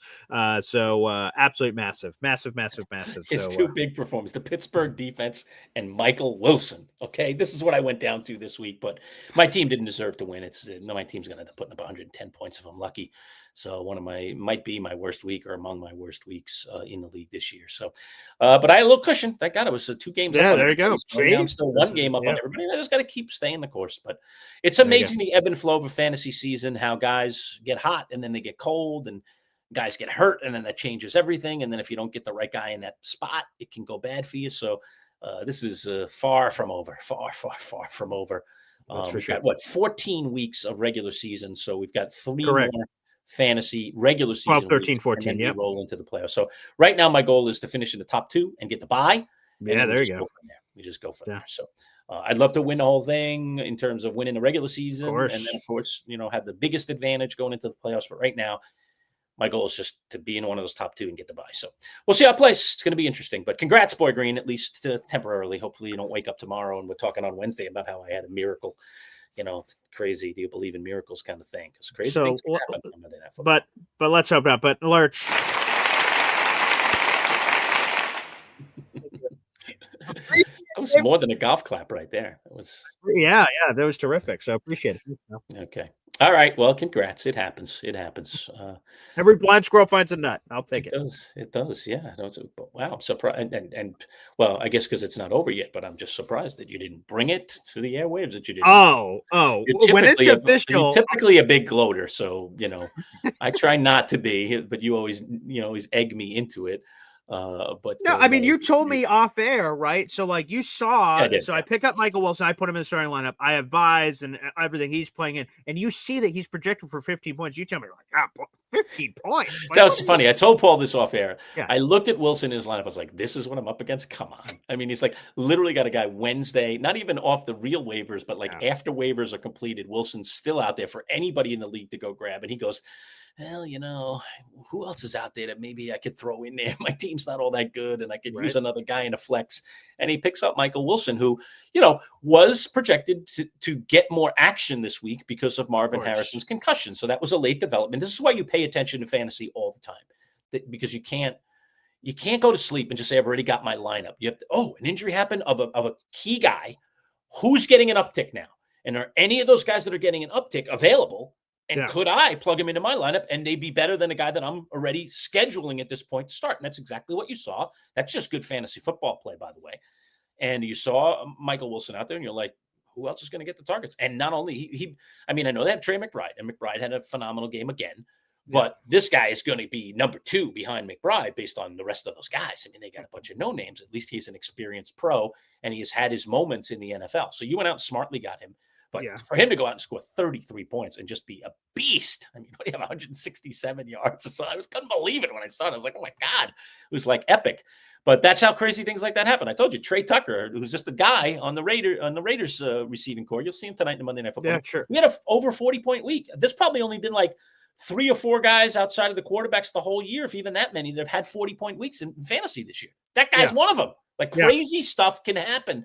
Pay attention to the waiver wire. Pay attention after waivers.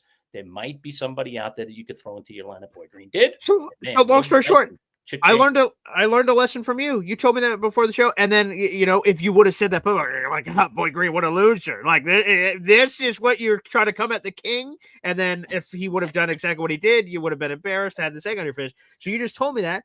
It's not official. Does it look really good? 20-point lead. I have the quarterback and the wide receiver versus the kicker and some backup receiver. I feel pretty good, but it's not official. So I'm not going to start going, da, da, da, da. I'm not going to pull, who the hell, who just did this? I'm not going to pull an Adonai Mitchell, ball out the back of the end zone. I'm not pulling a Jonathan Taylor, throw the ball behind me. I'm not pulling a Malachi Corley, okay? Gotcha. When I score, when you cross the goal line, and they give me one of these, I'm like, okay, now I'll go crazy. There'll be dance moves. They'll be coming. Yeah.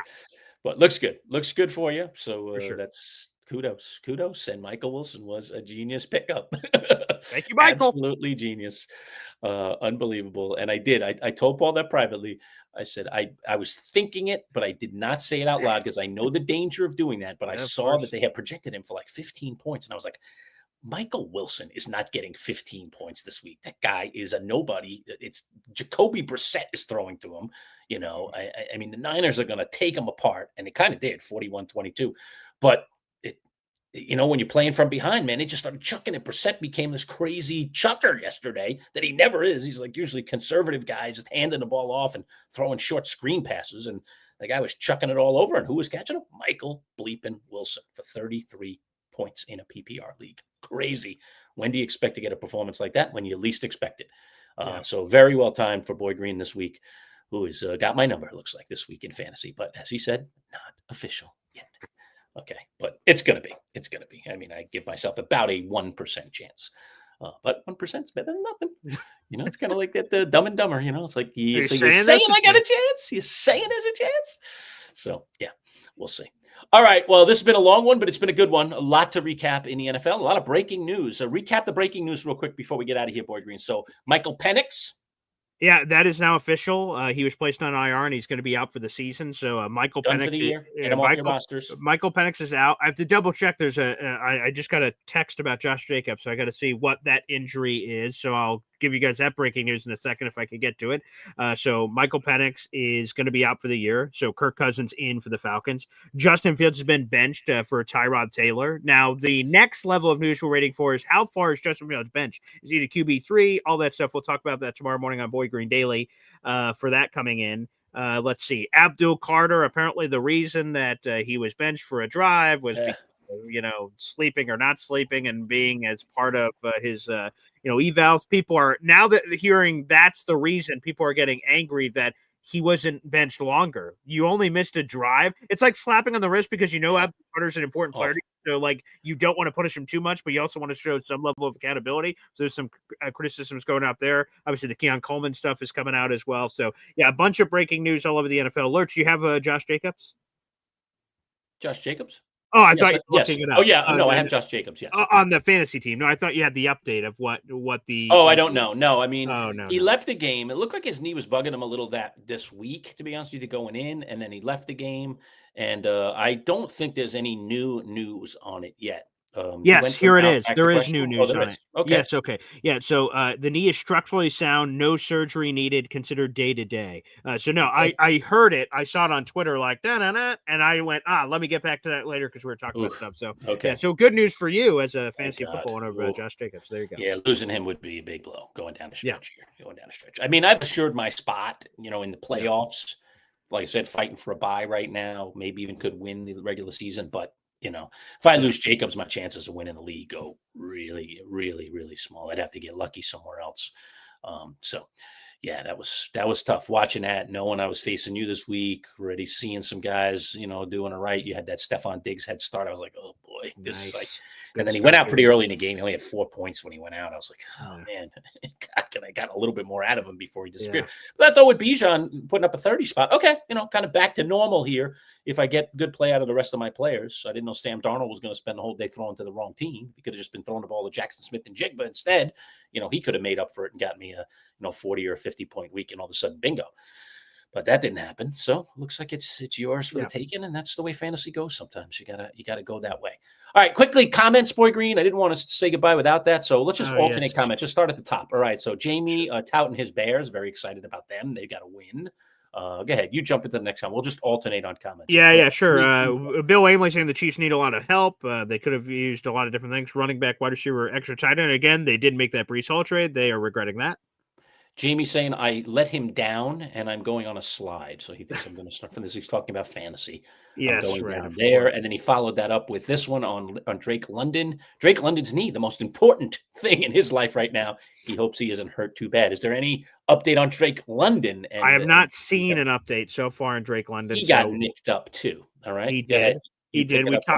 We talked about this earlier, but again, prayers continue to be out for Chris Boyd. Now, it was initially reported that he was fighting for his life. Now he's critical but stable, which is a positive update that came out this morning. So Tatsuyama asking that earlier on our YouTube channel. Appreciate that, Tatsuyama.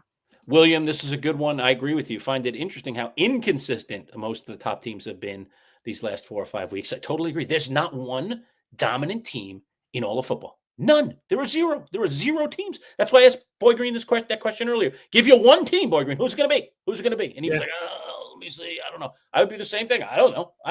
I thought the Lions put out a performance last night. I probably would have been willing to say the Lions. Now they lose to that Philly team that, to me, just doesn't look right. That's not a good sign. I mean, I know the weather was a bit of a factor in that game, and, Philly has a good defense. But come on, you put up a 9-burger. I mean, you just got to do better than that. I had some hope in Seattle, and that was awful. Sam Darnold showing his true colors again. Yeah. So I don't know where to go anymore. I'm lost. I need a few more weeks to figure out who's good.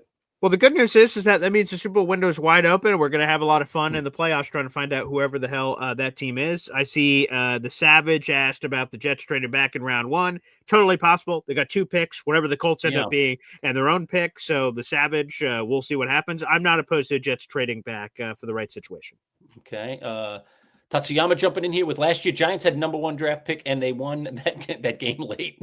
Yeah, the Giants can never lose. You are absolutely correct. I've talked about this for years, going back to the radio days. The Giants never get losing right. They don't know how to lose. Yeah, when they need to. William Ameley, Jets could go 9-8, but not with Fields. He gave this comment before the quarterback change news happened, so he's hoping that Tyrod Taylor can inspire the Jets to win out the season. Luck, perhaps, William. Perhaps. Good luck. Good grief. All right, and then a follow up on that from another from the Savage Rusty Jet Spooner. He says, "Need New Orleans to beat us and Tennessee to beat New Orleans, and then the Jets lose correctly." So there's a whole cycle here of how this could go to get the Jets to #1, right? You're looking for #1 there, I guess. Although their chances probably would have been better by keeping Justin Fields in the game, in the lineup, perhaps. But let him play. He'll give it away. So that's good. Let's see. I'm seeing all the beard stuff, all the beard jokes from the bet coming up again. Jets Ravens. We'll see what happens there. Some faith out there for AG. William saying AG has taken the heat to shield his players.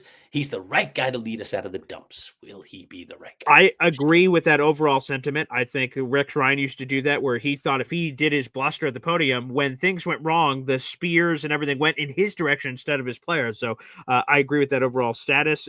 Al, I just gave the update for Josh Jacobs, so big Al there. No structural damage, but there is a chance he could be out this week. So sort of keep an eye out for that. He's day to day. Misses a week, I'd be okay with that. But, man, let's be back in full bore here for the later part of the season and the playoffs in fantasy, baby. For those of us that have him in fantasy, he's been a good, solid guy, and he dominates that backfield. He gets all the goal line touches. As you saw, Emmanuel Wilson gets 2 cheap TDs. You're like, oh, man, that would have all been on my pallet, Boy Green. We might be talking about Monday Night Football really being at play here and whether my kicker can do it for me again, right? And instead, we're not talking about anything because of Josh Jacobs. If Jacobs gets those 2 touchdowns as a normal second half, gets those scores, which he would typically get on the goal line, now Josh Jacobs is a 25-point scorer, and that puts me in the ballpark with you going into Monday Night Football, and we got a real showdown. As it turns out, not the case. Glad he didn't. Here's another comment. PR Jet says, Jim mocking the Jets like the Giants have a clue. He did not like how you were talking about the Jets earlier. But, I mock everybody, including my Giants. So I don't spare my Giants from the wrath. But yeah, I appreciate this, Troy. Not do bad things. Go ahead. Not even a full sack for Abdul Carter. Laughing emoji. Yeah, it's been rough for Abdul. That's hilarious. It is hilarious, and it's pathetic. Number 3 pick overall. You expected to be a game wrecker. I was, dare I say, making comparisons. Could he be the next? Why am I forgetting Micah Parsons? Could he be the next? Oh yeah, and, that take's looking tough right now. That's you better squint really, really hard to see that. They both come from Penn State. There's a lot of. Of course, I can understand why you would make that draw, but and that covers a lot of it. Anything else? Yeah, that covers most of it. I think we got most of it. So thanks everybody for your comments. We always appreciate your comments. Always appreciate you getting in there and chatting with us during the show. And it was a long one today, but well worth it considering all the things that we had to talk about. All right, Boy Green, final thoughts if you have any. Yeah, just to plug the rest of the week, we're going to be talking Giants with Ed Valentine. We're going to be talking Jets with Jake Asman. We will be talking Notre Dame. It's Notre Dame Syracuse this week. I already have a Notre Dame guy in lockstep. I'll finalize that with Lurch after we get off the air here. I'm going to South Bend for the first time ever, so any recommendations or anything of that nature are welcomed in. So we'll have Notre Dame this week. Let's see who else we have. Joe Bartle, our fantasy football guy. We have Wednesday night live with Brett LaBelle, which is back. We have Anthony Prohaska talking Bills. We have our NFL picks against the spread. And, of course, Lurch, it's racking up those subscribers. Yep, one last chance. It's still sitting here in my bedroom. Could be yours for Christmas. Could be yours for the holidays. Give it as a gift. Keep it for yourself. It is a brand new Cleveland High Bore XL driver, still in the wrapping plastic. It was donated by our friends at Played Against Sports, one of our many very, very dedicated supporters, sponsors. And this baby's going out the door. I will ship it to you at my expense. Okay. Just have to be one of our first 500 subscribers, and we continue to creep our way closer and closer to 500. But right now, you can just go click subscribe right now and be getting in that pool of 500. I'm thinking as we get closer and closer to 500, Boy Green, I might offer some incentives for people to get multiple raffle tickets, dare I say. So instead of just being 1 in 500, you could be like 5 of 500 or 10 of 500 or 20 of 500. Suddenly, your odds increase over and over again. So we'll discuss a little off air, but I got a couple ideas for how we can maybe incentivize, because I'd love for somebody who's a really dedicated viewer and somebody who really participates at a high level to be the person that ends up getting this golf club. So subscribe if you're not already subscribed. Tell some friends and get ready. There might be some incentives coming your way to maybe get a few extra raffle tickets in our beautiful little raffle here. Excellent. All right. Well, that'll do it here on a Monday, our Monday morning quarterback in the books. But all those fun things, insiders for Jets, Giants, and Bills coming up later this week. Fantasy football, of course. Survivor on Wednesday night. Brett LaBelle is now back in the fold, and he'll be with us again on Wednesday. Until then, folks, we will see you again. Take care.